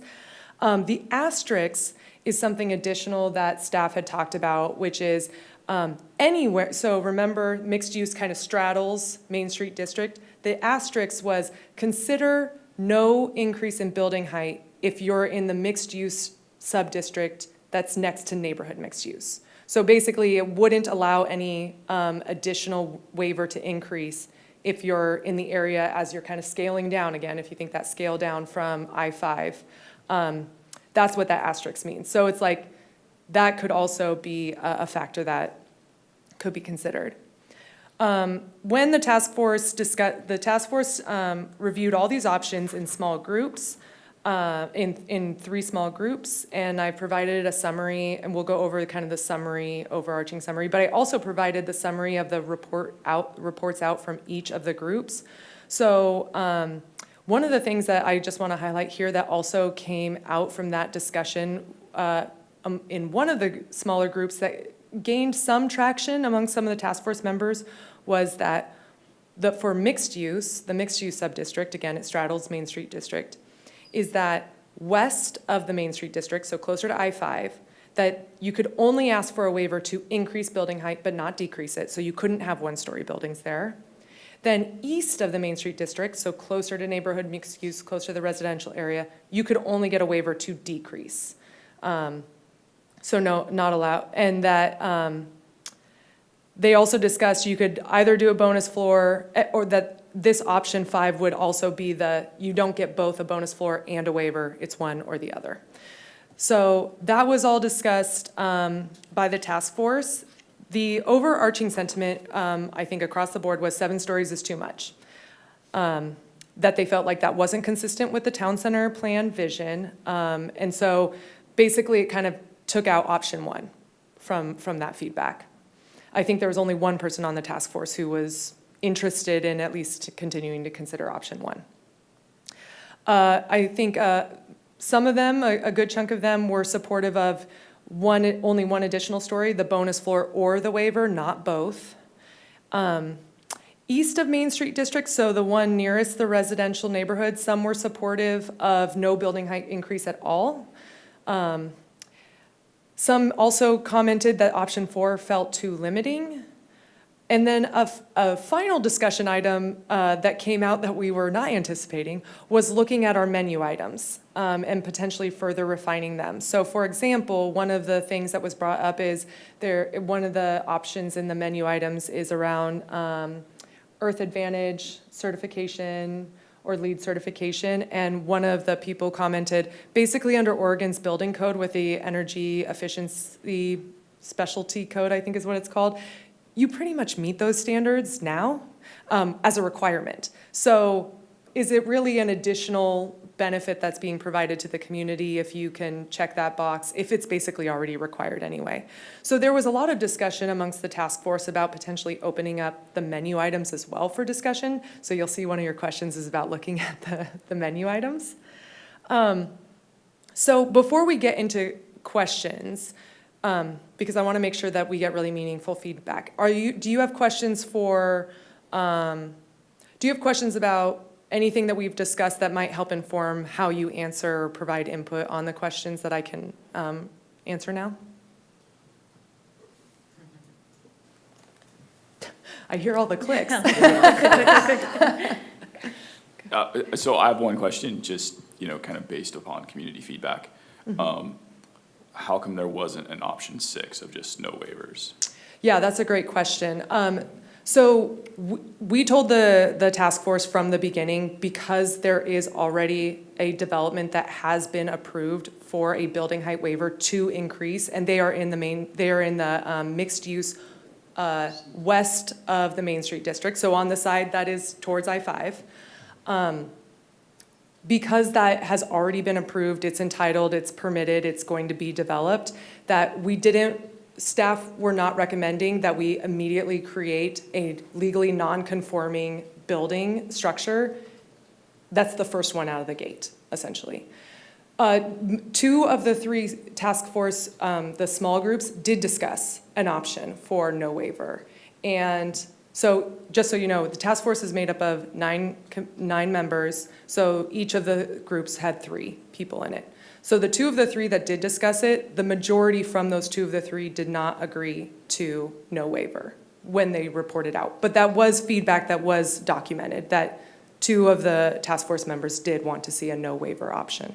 And that was discussed amongst the group, but there wasn't other support for that. But staff did tell the task force that was why that wasn't an option being presented, is because there's already a building that has that, and we didn't want to create a legally non-conforming structure right out of the gate with the very first building. And that couldn't be just rezoned to say, that was like, That well, couldn't be defined as a CMU. couldn't you just define that as a special zoning and then it wouldn't matter anymore? That one plot be a CMU, because that would, a 5-story building would qualify under CMU. I'm not sure that we can rezone I'd have It's to a ask the planning sub-district, director, but rezoning a property that's already been approved for a development under the current zoning? Well, It's a sub-district, right? they're sub-districts, so it's actually not a different zone, they are just zoned okay. town center. So everything in town center is zoned town center, and then based on the sub-district you're in, allows you there's different design standards or different allowances. So could you make So- that one property a CMU You could sub-district? potentially modify the map, it would require a zone change. Like to the zoning code, not just like a modifying the zone for the specific property. So it wouldn't be a zoning order, it would be a zoning code change. That was not contemplated prior to just right now. So I don't know in terms of like where we would land on that and whether that would be a solution we'd want to go with, but I'm just going back up to the map so I can look at it real quick. So, yeah, so where on the map is that? so it would Property, is it? create, Like it right would there? create like a zoning Over here island, now. is what we typically call it in No, plannerese, it's shared. planner speak. Oh. It would be a zoning island, because the property actually would then be surrounded by MU and MSD, and is currently not adjacent to the CMU. So then you would potentially beg the question, and we typically don't allow that. I would have to actually look at our development code and see if that's something that's disallowed or just not encouraged.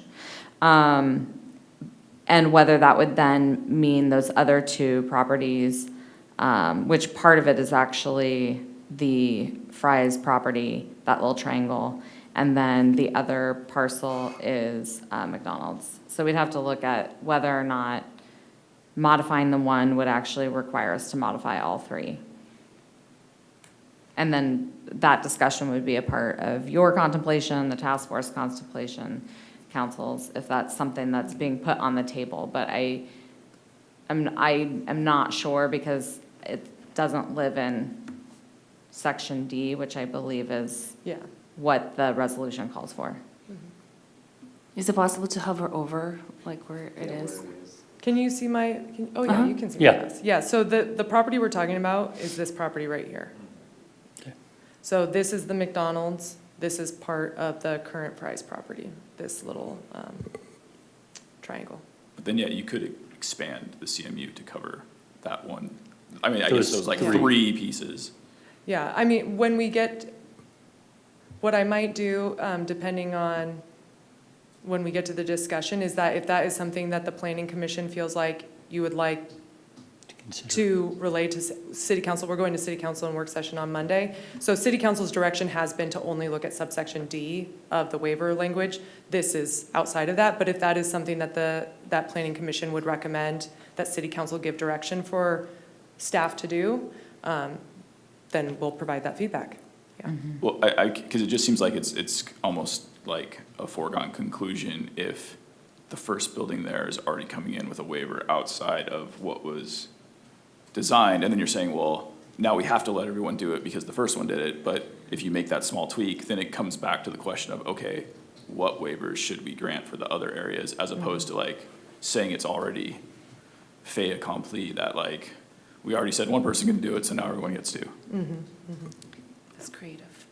Yeah, I think it might be better to walk through some of I think that's a great thing for us to note and to think about what information we might be able to bring back to you and the task force, if that is a discussion we're gonna continue. But it might be helpful to kind of continue to work through questions and then have a discussion around the questions we have for you to kind of get a sense of whether that's a direction we might wanna head or not.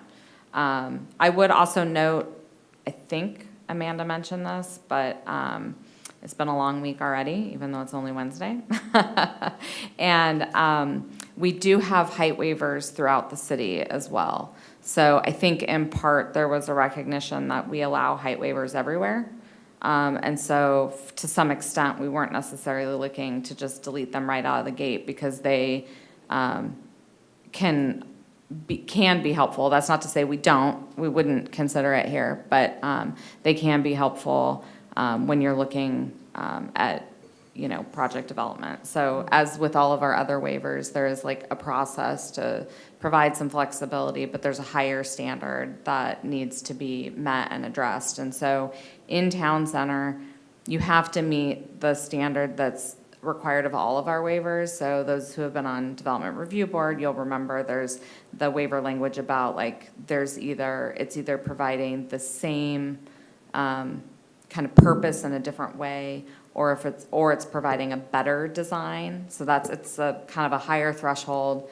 It also has to or it has there's some kind of limiting factor on the property. It could be like an existing wetland or a significant resource that then requires kind of a waiver in order to preserve that area, that you might want the waiver in order to preserve a tree grove or a wetland. So that has to be met, which is essentially the standard for all of our waivers. And then in town center, you have to meet that in addition to then those two menus. So I just wanted to clarify like kind of how those two different waivers interact, because I know several of you have experience with applying our waivers. And then that would also go through the DRB process, which would also require a chance for public input. It would until your residential compliance standards that we just approved go into effect July 1, if it's a residential project. So if it's a residential project, it would not go to the Development Review Board, it would go through Planning Commission, or through the Planning Director. If it were a non-residential project, then it would go to the Development Review Board. But how does that work for mixed use? So the interpretation that we have made based on feedback from the state and the legislation is that it would apply to a mixed-use building. That there would not be development review on a mixed-use building? There'd be development review, but it would go through the Planning Commission, not the board. Planning Or Planning Director, not the So there board. wouldn't be public input on a mixed-use building that had residential? You could have written public input that would be considered by the staff in making their decision on it. Okay, because that seems a little bit different than what we voted on earlier, which was just residential. That would not be subject to the DRB. So I think also what's challenging here is how the state has defined residential development. It's basically if there's any unit that is residential in the development, essentially what the state is telling us is that's residential development. So I was just, at the presentation I was talking about, Bend allows for a caretaker structure within an industrial development. That technically now is a residential development because it allows for a caretaker unit. So if it has a caretaker unit, it's now a residential development and outside the scope of, you know, whatever standard process they might have. So, yeah. So, And also imprecise language there. what that means practically is that we're putting, the city's putting a lot of trust in our staff to make determinations that are in the best interest of the city, right? So we're being required to, right? We're obligated by the state. So, but that doesn't necessarily mean that every waiver gets approved, is that right? Correct. We are not obligated to approve it. We are just obligated to review it at an administrative level.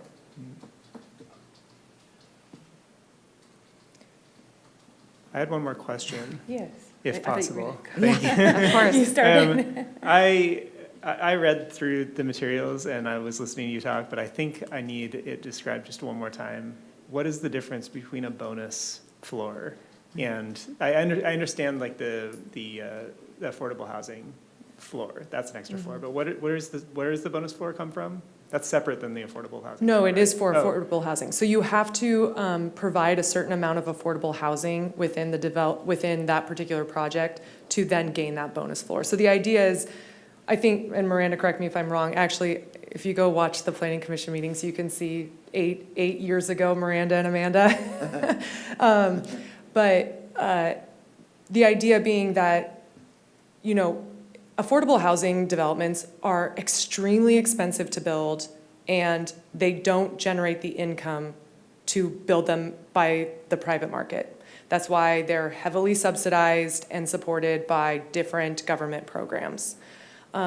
So what that bonus floor is trying to do is say, within that market commercial development, if you can provide some affordable housing that does not require, you know, the city or the state to subsidize potentially, at least the city, you can get a bonus floor. So it is tied to affordable housing. So that's the bonus floor. Maybe that's the one that I understood. The other one then? Is a waiver. Is the waiver, yeah. And the bonus floor was envisioned fairly early in the project and in the code writing.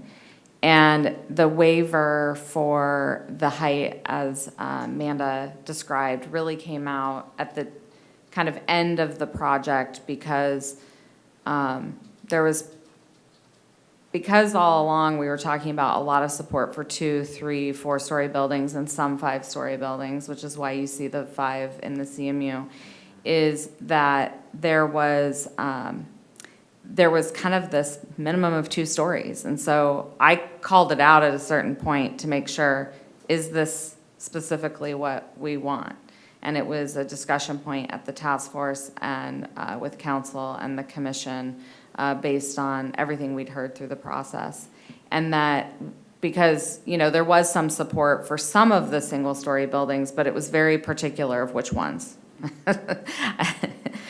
Commissioner Carr remembers this quite well. And so the discussion was really about, is that truly kind of what we want to do? And so it was interesting because I think at the time when we were actually working through that process, we weren't really thinking about the bonus story with the affordable housing.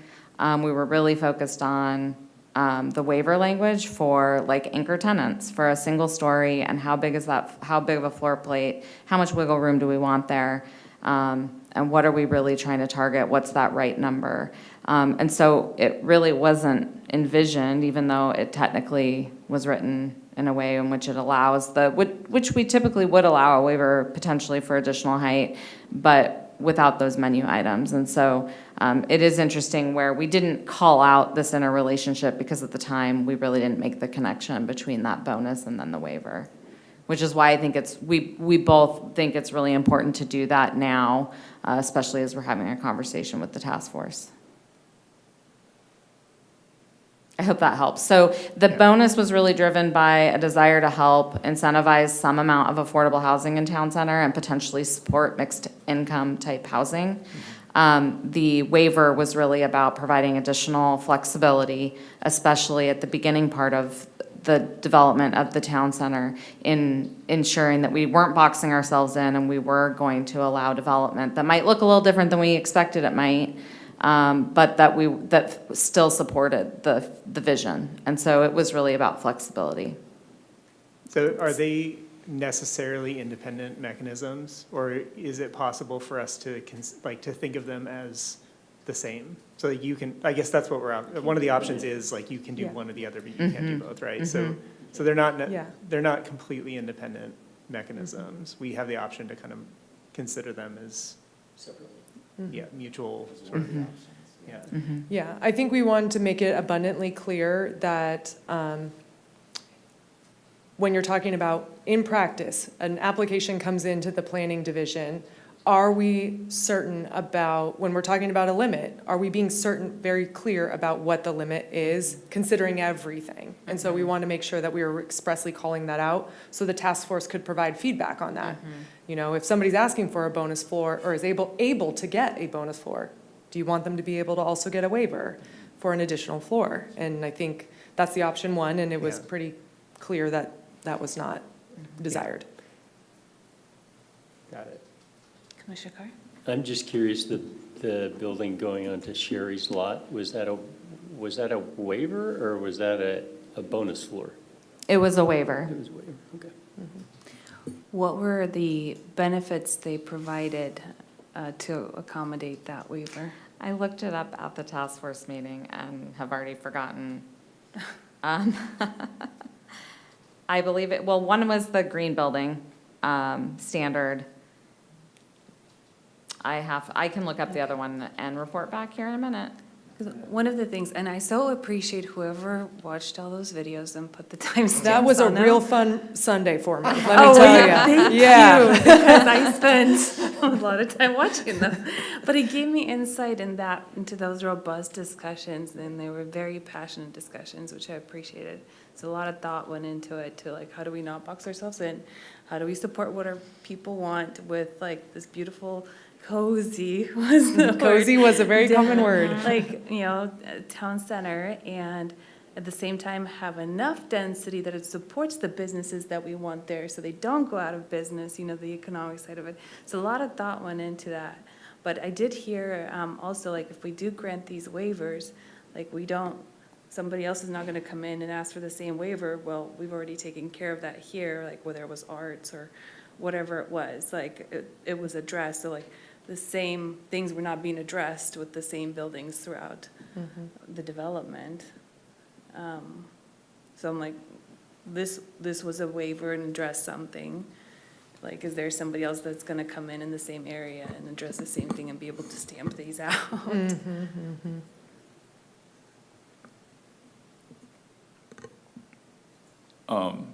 I don't know if we're just like in free question mode yet, or if Well, we're if- waiting to get there. If you all are ready to move on, I'll go to the prompts. Sure. Okay, let me arrow back. And- Oh, go ahead.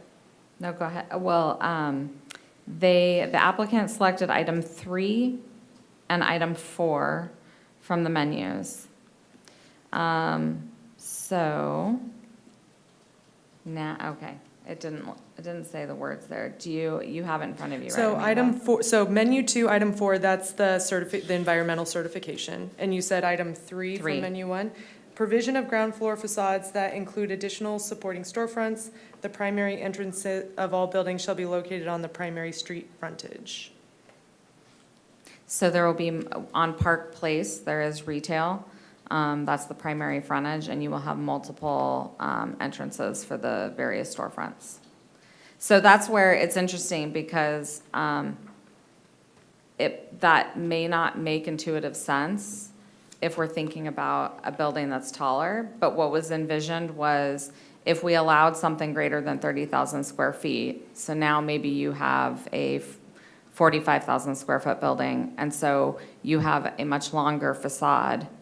And so what you're trying to mitigate for is that's less, now inherently less pedestrian oriented, less creating this like cozy town center. And so having additional storefront entrances provides like that additional permeability into the buildings. It creates like the idea that you're now going to have probably potentially multiple like retailers within that single space. So think of like a grocery store that also has like a cafe or something of that nature. And so you're creating that additional kind of walkability and amenities for the community that the larger building, and potentially larger and shorter building, is detracting from. And actually, that's a good segue, because I know one of the questions also about this, in this is the menu item. So just briefly, the reason that the menu started as 1 and broke out into 2 is there was discussion on the Planning Commission about essentially trying with the menu options to achieve 2 goals. Number 1 is to mitigate the impact of a bigger building, whether it's larger or taller, is to mitigate that feeling. And then the second one is an additional community benefit. So if you're getting something additional, the community should get something additional. So that's where the 2 menu options were separated out, is impact, addressing the impact of the building, and then a community benefit is the menu 2. So with that, I tried to, because Miranda said that's too many words on a page, so I tried to shorten the prompts that are in your packet for this slide. So the first question is basically, what do you want the task force to consider as it's looking at capping building heights, and would you support a cap? So like I mentioned, task force pretty clearly did not want it to go up to 7 stories. There's some debate about where it falls less than that. But yeah, so that's the first prompt. Commissioner Costa. Amanda, just quickly tell us again the process going forward after you receive comments from us. It goes back to the task force? Yeah, yep. So we are meeting with Planning Commission today. We're meeting with council and work session on Monday. Task force meets on Tuesday. Oh, wow. So they'll be getting their packets with your input, but we'll have to verbally give the feedback from council. So that is the current plan, is for that Tuesday. It is scheduled to come back to you all for a work session at your June meeting.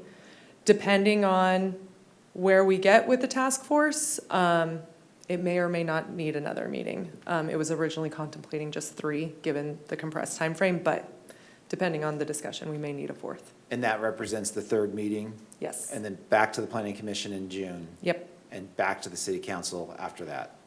Yes, I'd have to remember the exact day, generally, but yeah. yeah. And so the comments that you've provided in the staff report are just summarized comments from the task force? Yep. We wanted to make sure that the task force wasn't giving you all a recommendation right out of the gate. because it's important to make sure that the planning commission and city council are able to give some additional feedback that the task force can consider before making a recommendation to the planning commission. So one of the only conclusive, well, not conclusive, strong comments was option one was not well-received by the task force. Yeah, I think that would be fair to say. Okay. Mhm. The summary you provided, the background is very helpful, so thank you. Commissioner Ganji. Okay, so this may sound kind of dumb.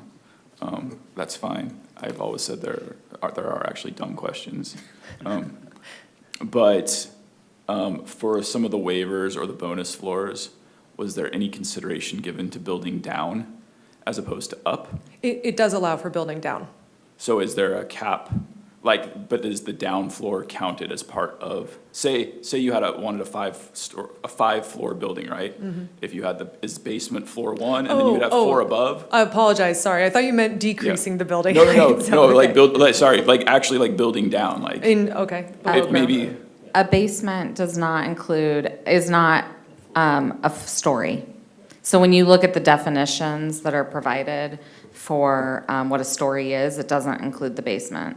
So if you were would that be going, something that would make people like more open to 5-floor buildings as opposed to stories, if one of those is a basement?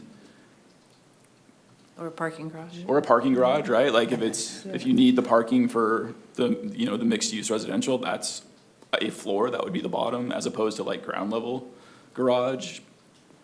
I mean, that at least takes care of like the height, what you see. I mean, I don't know if the soil supports digging too far down here. I mean, that was another question I had, right? Is like, we're talking about like how high the buildings can go, but we also live in like, we're close to water, we're in a high earthquake zone.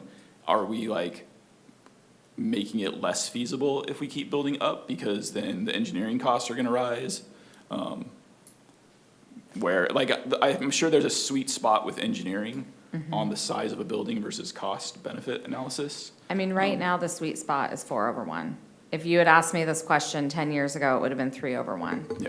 And part of that is because engineering changes, so, And yeah. so, yeah, and maybe I'll just like get my questions out of the way, and then I'll sit and shut up. But, one of the other things that I actually thought was a great idea from the citizens' comment, which, from George, I believe, was like, well, could we put a moratorium on the height waivers to see like what it looks like as it starts to develop? Because like, one of the things is this was like a pre-COVID plan. We're in a post-COVID world. Having lived through COVID, like nobody knows what's gonna happen in the next 10 years. Are we giving away the farm or like limiting ourselves too much or not limiting ourselves enough if we just say from the get-go, like you can do, everybody gets a waiver or nobody gets a waiver? Would it be better to say, because this is supposed to be like a 30 to 40-year plan, right? Like, hey, we have our zoning restrictions, which is like the biggest is 5 close to the freeway, everything else is 4 down to 3. Let's see what happens over 10 years. Are developers into it? Is it working? Or are they like, no, we're not gonna build because we're not gonna be able to make money unless it's bigger? And then you can be like, okay, well, maybe we need to revisit that. Again, like who knows, 10 years from now, maybe like mixed residential is like not cool anymore. And people are like, we want strip malls again, which I highly doubt. But like, you don't know, right? So are we like almost limiting ourselves too much by saying we have to allow it or we can't allow it? I thought the moratorium was actually like kind of a good idea to like see what develops. And I think that was basically all I have, so I'll try to not ask any more questions. I will note, I took notes of what everyone's comments, and that is one that I did flag as, it's not something we've discussed, it's not something we've looked up, so I can't answer, is that an option or not, but we can discuss that internally. Sorry, one quick addendum, and then I promise. But because I feel like how the project starts is really gonna be like prescriptive on whether it becomes successful, right? So if you start out and someone builds a 7-story mixed residential use place, and it ends up being like the Ritz-Carlton building in Portland, where it goes through bankruptcy and changes ownership, and then they like priced it too high, and then they have to like cut the prices, and they can't find any people to, fill up the bottom levels. Like, that's like the worst thing we would have, right? Because then it's like, oh man, is this thing even gonna succeed? So that's kind of where I'm looking at, like, well, if we can give it time to grow and see what is needed, as opposed to saying just from the start, this is how it has to be, that might be better.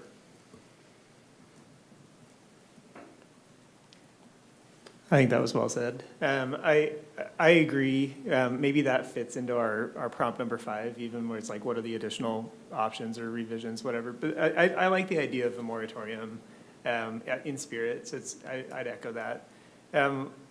Like, when I'm looking at question 1, is the goal of this question is the goal of this prompt pretty broad? Like, what are we looking for? Okay, so one of the things, as I was hearing the public testimony earlier, I was hearing a few different themes that were emerging, but one of them seemed to have to do with this perception that the city is thinking maybe more than it should about what developers want. And I think that that's maybe something that we should make sure is clear to the task force. Like, what is the balance between coming up with a plan that's really human-oriented and city-oriented, what the city wants to do, but also recognizing that the city is not a property developer. So we have to attract developers to come in and do this. So what is that sweet spot? What is it that actually attracts developers to come in and build? Can we make sure that that's communicated clearly to the task force and so they understand the factors that go into attracting development in our city? And I'm not saying that I know the ins and outs of that. I'm saying that seems kind of really important for the decision-making here, or the information. I mean, it sounds like some of that was included in 2019, when the city had a consultant do that retail assessment. But you're right, it's important to have that balance, but.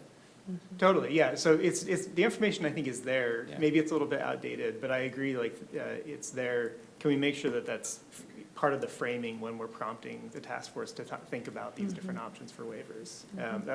I'm just basically saying, bring it up again, make sure it's highlighted. And maybe if there's any new information, like, why is 401 more important or more desirable? Why is that the sweet spot now? I think that'd be valuable information for the task force. And maybe one of the other things too is, as I was reading through the packet, one of the things that caught my eye that I don't think I had noticed before was in the CMU, there's a clause in there, I think it was on page 4, I have on my notes 460, but it said you can't have multifamily dwellings immediately adjacent to I-5 in the CMU. And one of the public testimonies earlier today was talking about housing and how many housing units we'd be bringing in. And the CMU is the sub-district that would allow the highest building heights.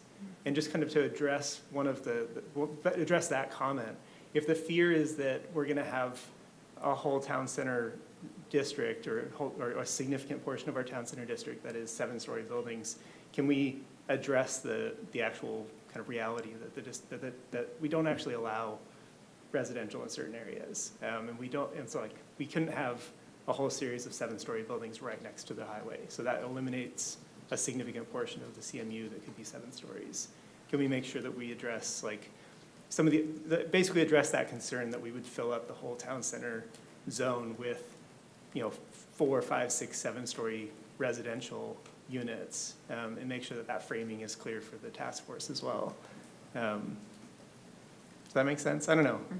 I'd love to hear what the other commissioners have to say on that. Like, The assumptions people are making. Yeah. What is the reality of these things playing out, like? yeah, and maybe also like, what's the actual market demand for this stuff too? Like, would a developer actually come in and build a whole town center's worth of, even if we allowed it, would a developer come in and build a town center's worth of 7-story residential towers? Like, is that even feasible in a 40-year time frame, in our opinion? Like, regardless of whether we would advocate or allow for it. It seems like it's relevant to the public discourse. So I wonder if we could address that in the framing for the task force. Commissioner, do you have? I'm trying not to talk. Oh, well, you're okay. Okay, because sometimes I've not looked, so I just want to make sure. I guess what would be helpful, because the other prompts get a little bit more specific about particular things. I guess what would be helpful for us, if we go back to, and again, we're not saying this is the universe of options. We actually have, we've refined, we've already worked on refining and adding another option for the task force to consider for its Tuesday meeting. But do any of these provide a reaction to you positively or negatively? Like, so for example, the option of the mixed use nearer to neighborhood mixed use not being allowed to increase its building height through a waiver process. Like, is that something that you think the task force should continue to consider, or do you think mixed use on both sides should be considered the same? Do you think mixed use next to commercial mixed use, like that they should have the same provision or not? I think those would help us in providing further input back to the task force. Go ahead. I think the approach is consistent with what we've done through those other areas where we ramp up and ramp down. It's just taking it to another extreme, not an extreme, another level. And I think it provides a good transition, and I think it should be considered. Is option 5 distinct from the other options? Or like, could you apply that same sort of mechanism to the other options? Yeah, so the interesting thing about option 5, and Miranda, I think that was your small group. So we ended up having to whiteboard it because I did not understand what they were talking about but basically is that it would not allow for building height to go to just one story if you're in the mixed use closest to commercial mixed use. Only potentially, right, through a waiver process increase, but that it would only allow the decrease exclusively in the mixed use closest to the neighborhood mixed use. Do you want to talk a little bit about where that? Sure. So because the transect was a big point of conversation during the original town center planning effort and the task force, I did have a couple members in my small group who had served on the original task force, so they remembered that very clearly. And also remembered some of the discussion around a broader potential mix of uses in that CMU because of the housing limitations, and the idea is that that would be a good place for like potentially hotels or other types of like commercial buildings that might need the additional height in order to make them profitable over the long term. And so what they presented was, as you're on this side, close to Courtside and where our building sits, on the east side of Town Center, is that the neighborhood mixed use and which currently does not allow any of the height waivers, would stay that way. And then the mixed use areas that are adjacent to it would not get to increase, but they would be able to continue to potentially benefit from the decrease in height, because that would be a good place for a single story, would be adjacent to these smaller height buildings and to the residential. But then as you move to the main street, on that side of it by I-5, you would be able to go up but not down. So the idea there was that you maintain that ability to have those tallest buildings by I-5, which currently aren't surrounded by residential, help to buffer the noise from I-5 for the rest of the town center. And then you keep that transect. So you can't go down there, but you can go up. So it's kind of, you can go down where you want it to be down, but not up, and you let it go up, but not down, kind of where you want to see the taller. You want to see, that's where you want to see the taller buildings being built. And so that's where we should provide that waiver, so that that's where they get built, as opposed to, so if somebody's looking to put in a 5-story building or even a 4-story building, that they might be looking at property on the west side of the town center as opposed to the east side of the town center. Did option 4 come about saying yes to a waiver because the building on Sherry's is already 5? So option 4, well, yeah, basically the idea behind option 4 is right now the outright permitted uses, the tallest any building could be outright permitted use in that chart is 5 stories in the CMU. So the idea here was set everything at no more than 5 stories. Now that's with that's outside of the consideration of the note. on the affordable housing, because that's separate, that's not part of the waiver.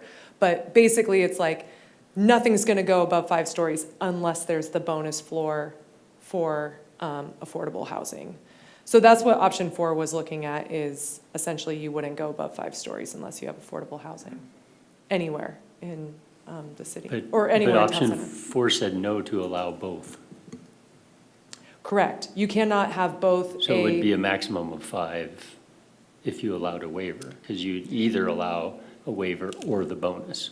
You don't get to double stack. Currently, correct, but currently the CMU allows you to go up to 5 stories. The CMU, I was Yeah, talking about the so, NU. so in mixed use, you're correct. Okay. But in CMU, you technically could, we Well, probably you should can't get the clarify that bonus, in the you chart. can't get the bonus because there's no residential in CMU, so you can't. There is, see, this is great, this is how you get into the practicalities of Yeah. it all. So there is, Miranda, correct me if I'm wrong, but there is a part of CMU, a small part of CMU that would not be considered adjacent to I-5. Yeah, it's just directly adjacent. Yeah. And so you can have residential in CMU. Oh, it's just right on the border of Mhm. I-5, you can't, Yeah. okay. So you could have a 5-story building right next to I-5 and a 6-story building closer to downtown, so to speak. If they got, correct, I mean, yes, If if they they got got a the bonus bonus floor, floor, right. yes. Does directly adjacent to I-5 include lots that are across the street from Town Center Loop, but otherwise directly adjacent? We have not had an application, so we have not made that determination of whether the loop is what's considered adjacent. Yeah, because that would seem to be a big question, right? If it says, unless it's adjacent to the freeway, like, that does change a lot, I would think, based upon what that definition is. Like, if the whole CMU zone is just gonna be commercial, even if it's mixed commercial, where it's office and shops and whatever, but no residential, then that does seem to make a difference between some of the feedback that we've heard from the public.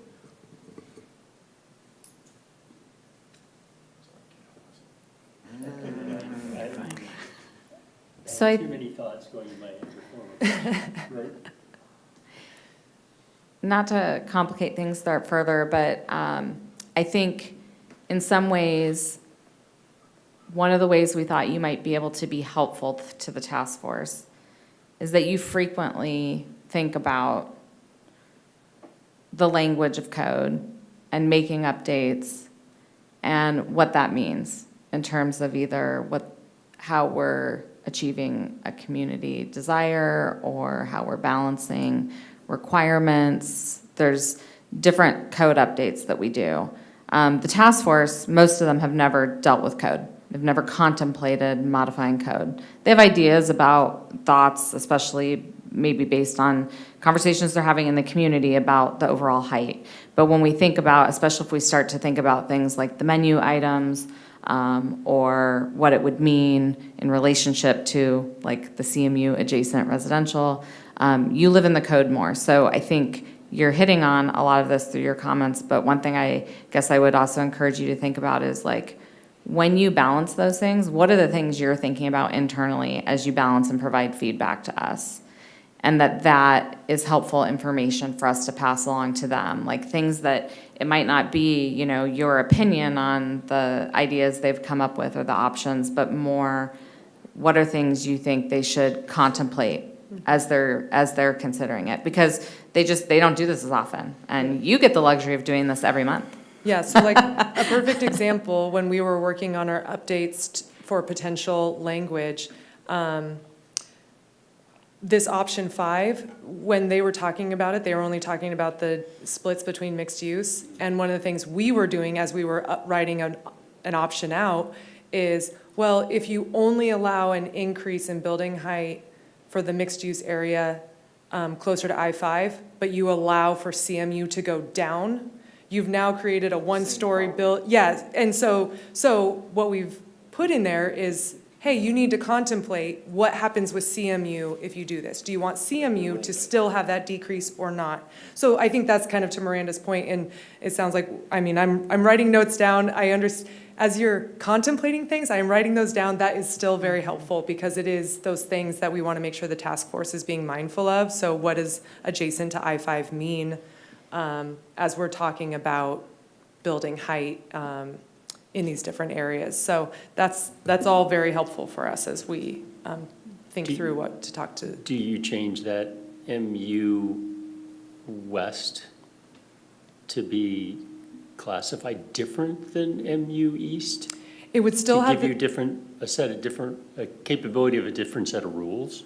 Yes, so how the task force had some really great discussion that also illuminated things for us from our first code, right, which was really our first attempt at this. We are further parsing out the different waiver options. So the floor plate option is now kind of separated out. And the floor plate, so it's getting into the weeds, and I know we're already pretty late into the evening, but the floor plate increase was really contemplated if you're decreasing building height. So if you're going down to 1 story, you're wanting a larger floor plate. The code right now does not say that. So we are saying you can increase floor plate, as draft language for them to look at is you can increase floor plate if you're decreasing building height, but you don't get to increase floor plate if you're increasing building height. So it's those nuances that if you look at, when we talk about language being somewhat imprecise, saying the size of the ground, of the floor plate and or building height can be subject to a waiver, like, you always can look back at your work product and go, we could have done this a little bit better. And this is our opportunity. That's what this opportunity is really providing to us. So we're further parsing those things out to be more clear and explicit. So that way, when they do come to planning or to the DRB, we can be clear about what is allowed within this waiver or not.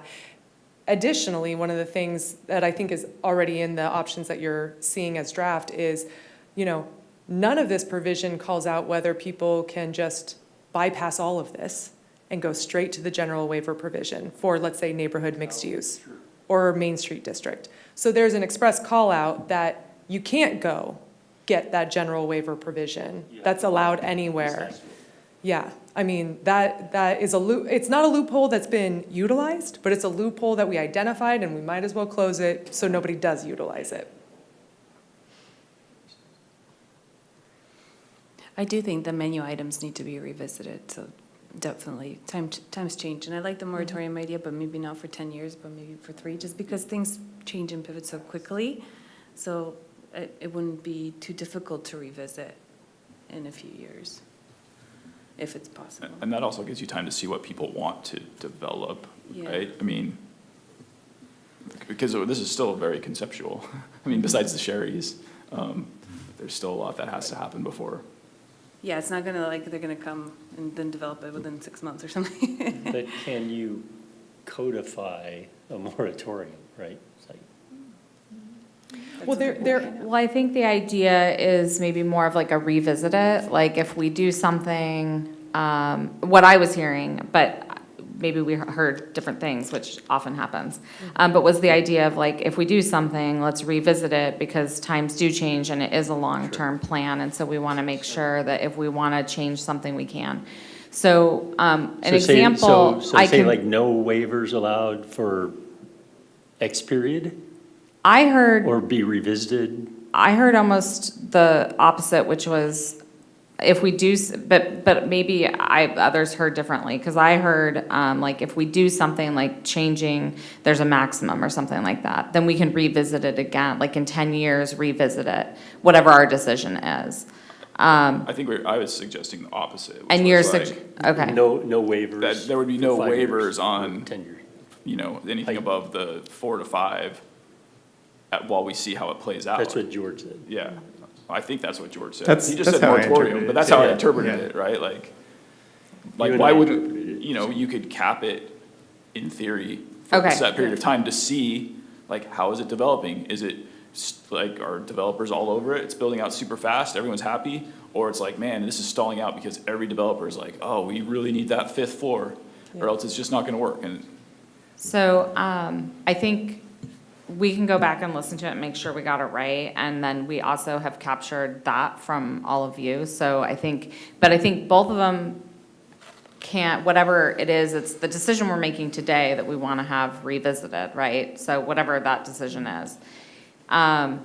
The similarity I can draw to would be what we did with Coffee Creek, whereby in the adoption of those standards, there was a essentially requirement to staff that we revisit those standards. And I can't remember, I think it was after so many projects or 5 years, whichever came first. Yeah, it was like So 5 you projects did- or 5 years. So you 3 did projects or codify, 5. right? So you put that- Basically, because it yeah, was adopted in an ordinance that said staff shall return to the council with an evaluation. Now, it was evaluate how it's going, and that's, if you'll recall, we went through that process with you about 2 years ago. And we did make some modifications to the code to reflect a few changes that we thought were beneficial based on the projects that had gone through the process. So we could do something similar, where it's basically like after this amount of time or this amount of projects. Yeah. I think the only thing that I would say on moratorium is it has a very specific meaning in state law when you talk about development. So that's the only thing, is that we need to go back and check about the state laws and what they say. It's generally around infrastructure and development around being prohibited because of infrastructure. So it might not be that wording, but seeing in concept if something like what you're talking about is doable is something that we can explore. And when I say that too is providing that to council and ensuring kind of alignment, because again, I would say that's outside the scope of what the resolution called for. Yeah. But if that's the direction that council wants to give to staff, that's their prerogative, so. It's really clear the people don't want to see huge buildings. Like, this building is two stories, right? Yeah, and then we have, there are 3-story buildings in town center currently as well. And so I can imagine 7's pretty scary. Yeah. If you have a lot of 5-story buildings, then our town center is drastically different. Yeah, I said, outside of the one task force member, I haven't heard anybody who's involved in contemplating this policy decision say that they're supportive of that type of building. No. And I would say that the 7 currently, technically, only the 7 would be able to be achieved in the CMU. So just in terms of like, I heard let's be clear about the language, let's be clear about what's possible. So you'd have the potential to go to 4, 5, 6, or 7, essentially. So I just want to make that clear, that like you wouldn't be able to go to 7 in every sub-district. And despite like there being this discussion around technically the code says this, and we think there's this loophole, I would say that a lot of that is contemplated like when we're reviewing applications. And so just because it doesn't say like a height limit, it's not like staff would review this and say like, oh, somebody could say 10 stories. We would be looking at it as you have to provide each of these things, and that gets you a height, it gets you a story. I think we would, I just want to like make it clear that even though there is fear, and I hear that as well, there is fear, there are parameters around this where it currently is probably more limited than some people feel, but I also hear that it's not as limited as some people want. So both are true, and I just wanted to kind of give that grounding of what would be technically allowed. Yeah, How do I we think- build that trust that is not going to happen? And then the density issue is real, the traffic issue is real, the parking issue is real. Like how do all of those get addressed? And so, I think those issues are, how do I put this out? I think those fears are real. Those factors are real. And we need to make sure we're addressing those factors. I don't necessarily believe that, I'm in the camp of people who believe that this kind of density may actually lower traffic because these are more walkable spaces. We can more efficiently use mass transit in these spaces. You don't have to have a car. That won't be the reality for the first several phases of this development, though, because we are still very much a car-oriented city, and we probably will be for a lot of this 40-year duration, if not all of it. So I think what we're doing here in terms of like the waiver process and even the code around town center maybe doesn't address all of this, but there may be other things that the city needs to do to be able to mitigate traffic by providing other ways for people to get around, or. And if you had that moratorium, that gives you time Exactly. to see how that develops. Exactly. Does money come in to fix the Boone Bridge, Yeah, for example, since that's always yeah. the biggest Or- problem for the area? Or what else are we doing in the meantime in like Villablaw, for instance, where traffic is, evidently already something that people are thinking about, or not traffic, parking is already something that people are thinking about. What are the things that the city can be doing in the meantime while town center is waiting to be developed or being developed? What are the things that the city does to address street parking over there in the other part of the city? And I think part of what can be really challenging with this type of project is it's so limited in scope. And in some ways, we start talking about an issue in isolation without all the other context. So just based on what you're saying, there's the vast majority of the town center plan calls for actions in each of those areas. And it does look at infrastructure, and it does contemplate how we manage traffic and how we do it better than we do today in light of new development, and how we address parking. And there's an entire section on parking implementation. And so these are things that are contemplated in the plan, which sometimes get lost when you're just talking about like this little sliver of a thing that's related to it or a part of its code. And I did hear some comment tonight about some of those items as well, and including things like the phase 1 through phase 3 summaries, and if that's helpful for you guys to read. So as you do think about this, even when you leave here, and especially since we'll be coming back to you, like if you want any of those additional materials to help you, let me know, because it can be difficult when we're just kind of bringing this one little item of a bigger picture. Yeah, is there any way to, like, is there anything that exists that helps visualize those phases and the changes they bring in like visual form instead of written form? Some, but it can be hard because I think, as you all know, since we don't own the property, or we don't own 99% of the property, it's very hard to know who will sell to who and who will want to do what on their project. And so we did put out kind of like one scenario for build out, but it is just one scenario. So if I was to summarize, Thank you, Commissioner Carr. I think we would like an option 6 that is a pause on waivers that's revisited at a later date, and no ability to have both a bonus and a waiver. And what's the other?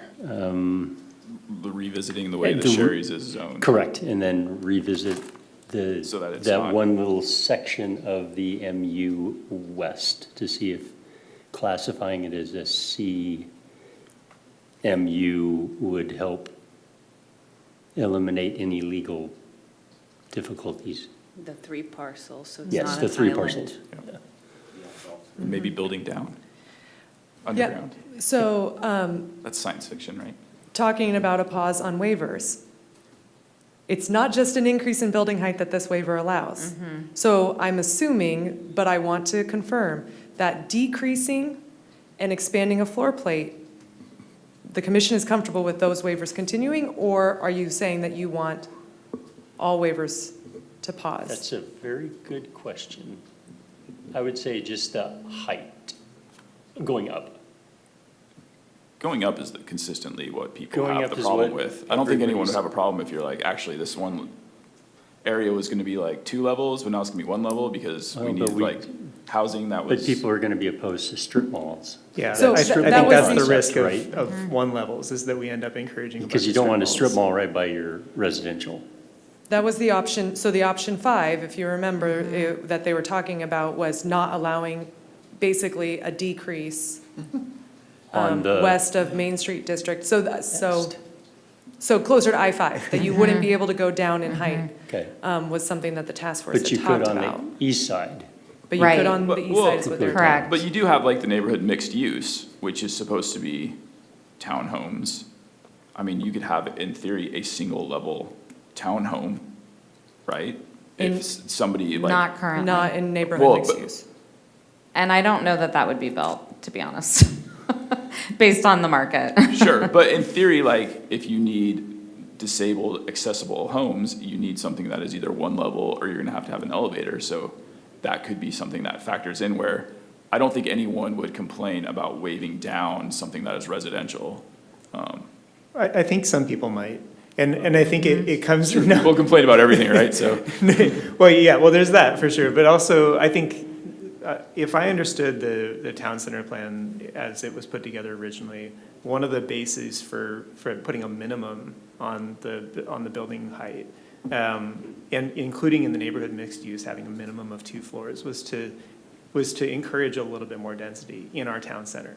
And there's a reason this is being done in the town center zone instead of on, across all of Wilsonville. It's like, this is where, if there's density anywhere in the city, this is where it should happen. And to make sure that we're not wasting the center of our city with low-density development, let's put a minimum of 2 stories everywhere. I do like the idea of being able to, of at least the task force considering this possibility of a waiver where you allow a certain development to maybe justify why they can, why it makes sense for them to be a 1-story development. But that should be the exception, not the rule, and we should have a pretty high bar for allowing that, because we aren't gonna get another town center to do higher density in. And once a building is built, like, what's the lifespan of a building? How soon before we get to redevelop that property, or the owner reasonably gets to redevelop that property into something more dense? Is it 100 years from now? Is it 50 years from now? Like, what's the lifespan of a building? I don't know. Of a modern building, I guess I should say, because older buildings seem to last forever. So, but no, I'm just kind of voicing thought, like, perspectives that I believe people in the community do have around the minimum of the building heights as well, for town center. But I agree that I think it's a good thing for the task force to consider this idea of, like, is there a They scenario can discuss, where? right, should if they like the moratorium idea, or whatever we call it, since moratorium might be forbidden. Yeah. Is it just going up, or Revisit. is it also going down? Yeah. Correct. Well, and what's the spirit of the moratorium? And the right? floor, yeah. I think the spirit would be to see, like, okay, what's wanted, what's feasible, what can be developed. Yeah. What do things even look like 10 years from now or 5 years from now, since so much, things change very quickly, much quicker than maybe they changed like over the past, let's go pre-COVID, like, let's throw COVID out. But, from like 2019 back to like 2000, yes, we had online shopping increased, but there maybe weren't as fast of changes as there are now with remote work and hybrid and all those things. Totally, yeah. Yeah, I think if it's, and that's why, I think that's a really good question. And like, if the rationale behind a moratorium, or, quote-unquote moratorium, is to just see what developers might come in and do, or what the community might see developed in these areas, given the plan as it is, then I think it should apply both up and down. We should have a moratorium on up or down. But if the goal of the moratorium is to address the fears about high buildings or tall buildings and ultra high density that goes beyond what we envision with the plan, then we would say, well, the moratorium only applies to growing height. So I think maybe we need to discuss that as a commission. Like, what would be our, or maybe that's actually more just an open question for the task force, is like, if we applied a moratorium, should it be only on the upscale, or should it be on the downscale as well? I don't think any of the citizens mentioned a decrease in height. It was all, they wanted to limit the upper height. Um, Yeah. Well, the option 5 came from the task force though, right? So somebody in the Correct. task force did come up with this idea of decreasing the height. Well, I'm so not be- allowing the decrease. Is that what you mean? What's that? So the decrease in the building height in the waiver language is in there for MU and CMU.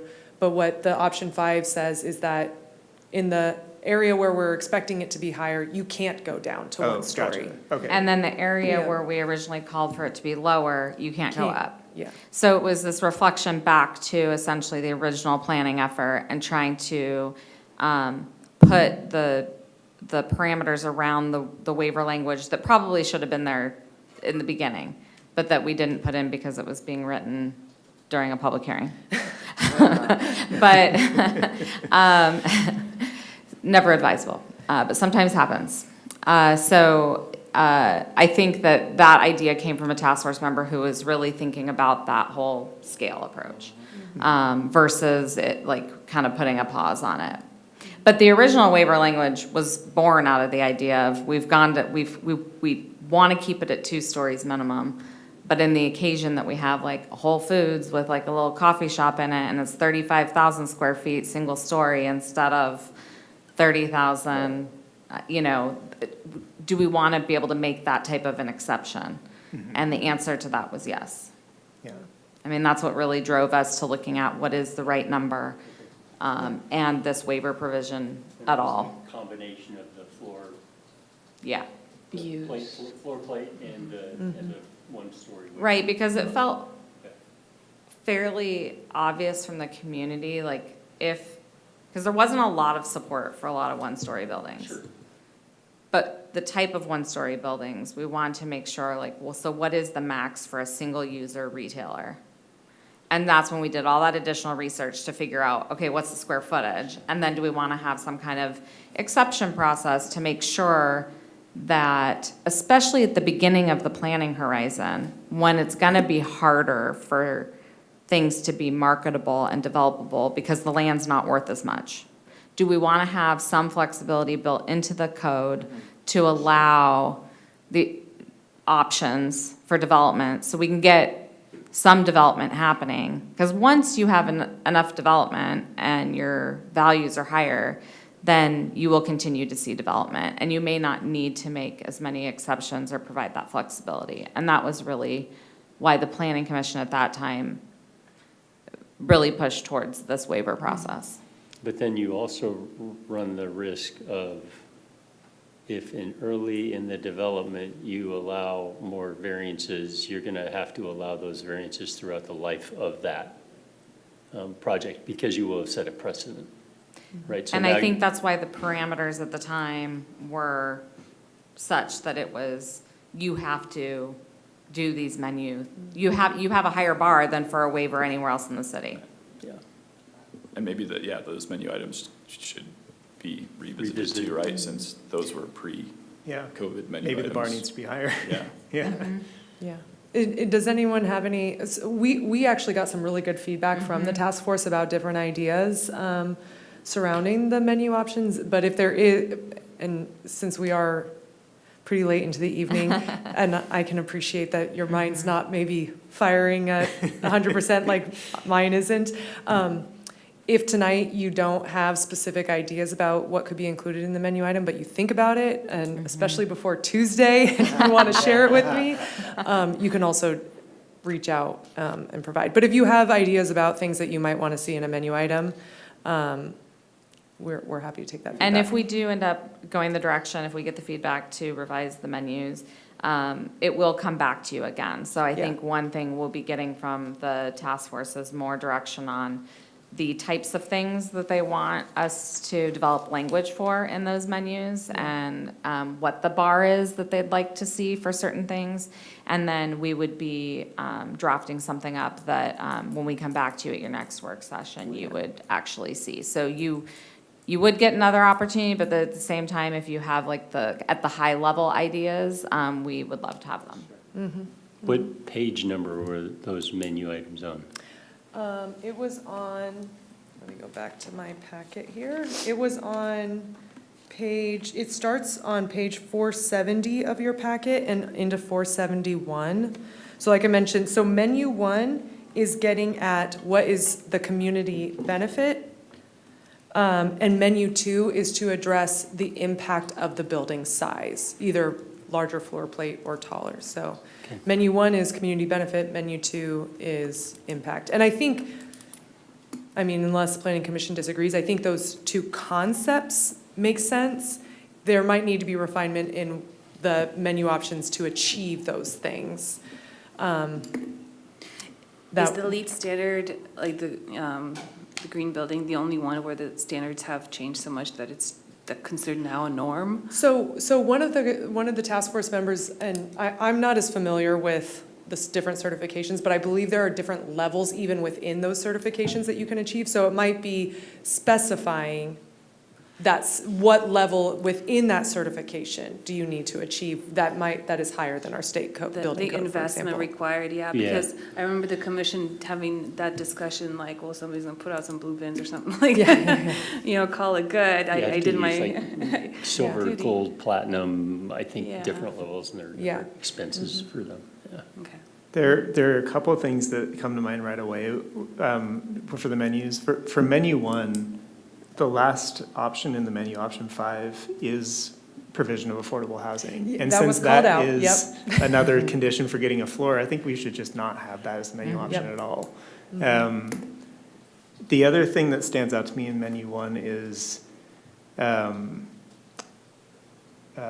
shoot, I might have lost it.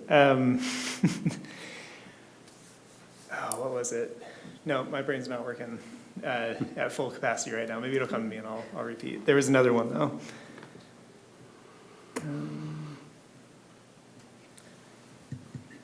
So one of the concepts, maybe because it might inspire some thoughts that the task force talked about that I thought was super helpful, was thinking about permanence in the menu items, is making sure that the menu items reflect things that have a level of permanence without the city necessarily coming in and making sure that they're operating the way they should be, because we're a complaint-driven city. That's not how we do enforcement. So it, like, proactively going and inspecting.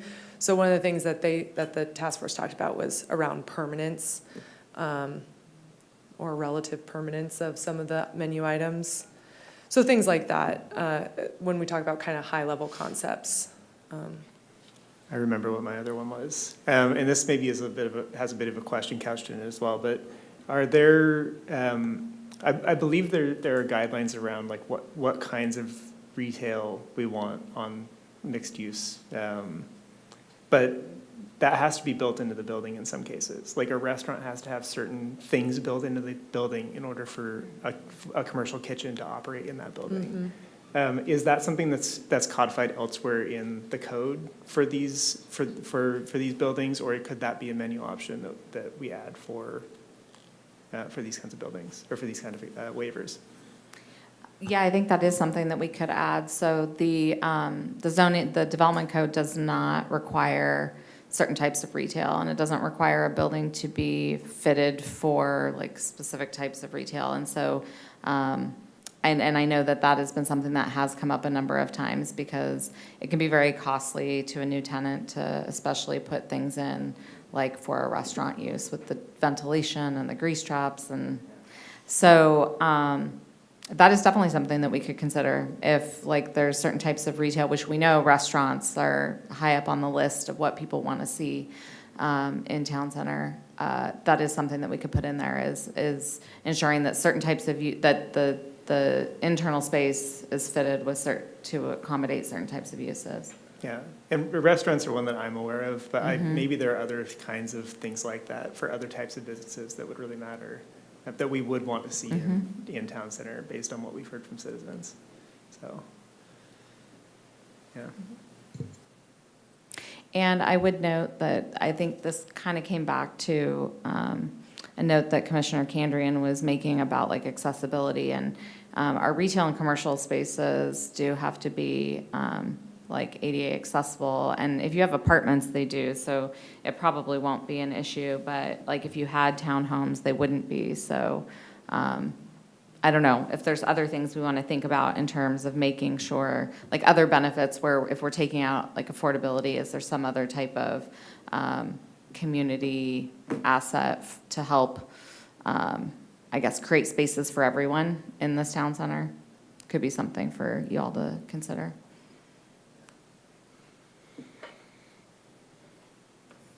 Does anybody have any more? Have we provided enough? We can always send more as we think about this tonight and wake up at 3 a.m. with ideas. Go ahead and email me, I'll be awake. I'm thinking about it too. No, this has been, I know it's a lot to take in, especially because the time frame that we're operating under is pretty tight. So I do appreciate your really thoughtful comments tonight. And I think I have just one more slide that is telling you what is coming next. So like I mentioned, the council work session is on May 18th, so they'll be provided, our packets were already required to be turned in, but they will be provided in the presentation with your initial feedback. Then our task force meeting is May 19th. We are anticipating, as you saw, if you've seen the work plan, some work sessions and potential public hearing on this topic with Planning Commission in the summer and into the fall. And then also with City Council. So more to come, definitely. Yeah. Thank you. Yeah, I also would like to echo my gratitude to all of you. It's crazy for me to think about the fact that I think only one of you sat through this the first time. That's a lot of change on the Planning Commission in a relatively short period of time. I know it wasn't adopted last year, but still. So there's a lot of context here that I know that most of you don't have, so I really appreciate you diving into it the way that you did. And if you have any questions, or feel free to follow up with me. Thank you. Thank you for all the preparation on your side, too. This has been fantastic. All right. Well, it's pretty late, but do we have, I don't think we have any public comment here. Anybody on Zoom? Okay. Okay, I will skip reading all of this for you. Let's see here. Okay, I don't think you all have any additional questions, right? Okay, all right.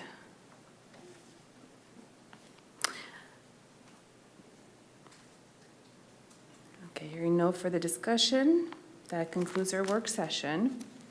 And next, our agenda was the administrative informational item, excuse me. There's no staff presentation on the informational item, but does anybody have any questions about the meeting minutes? Nope. Okay. All right. Then we've completed all scheduled agenda items, and I will adjourn the meeting. Well done. At 9:12. Did you say at 9:12? All right, I guess maybe my saying it is At good. 9:12 p.m. I don't know if I'm allowed to do it since I'm not the chair.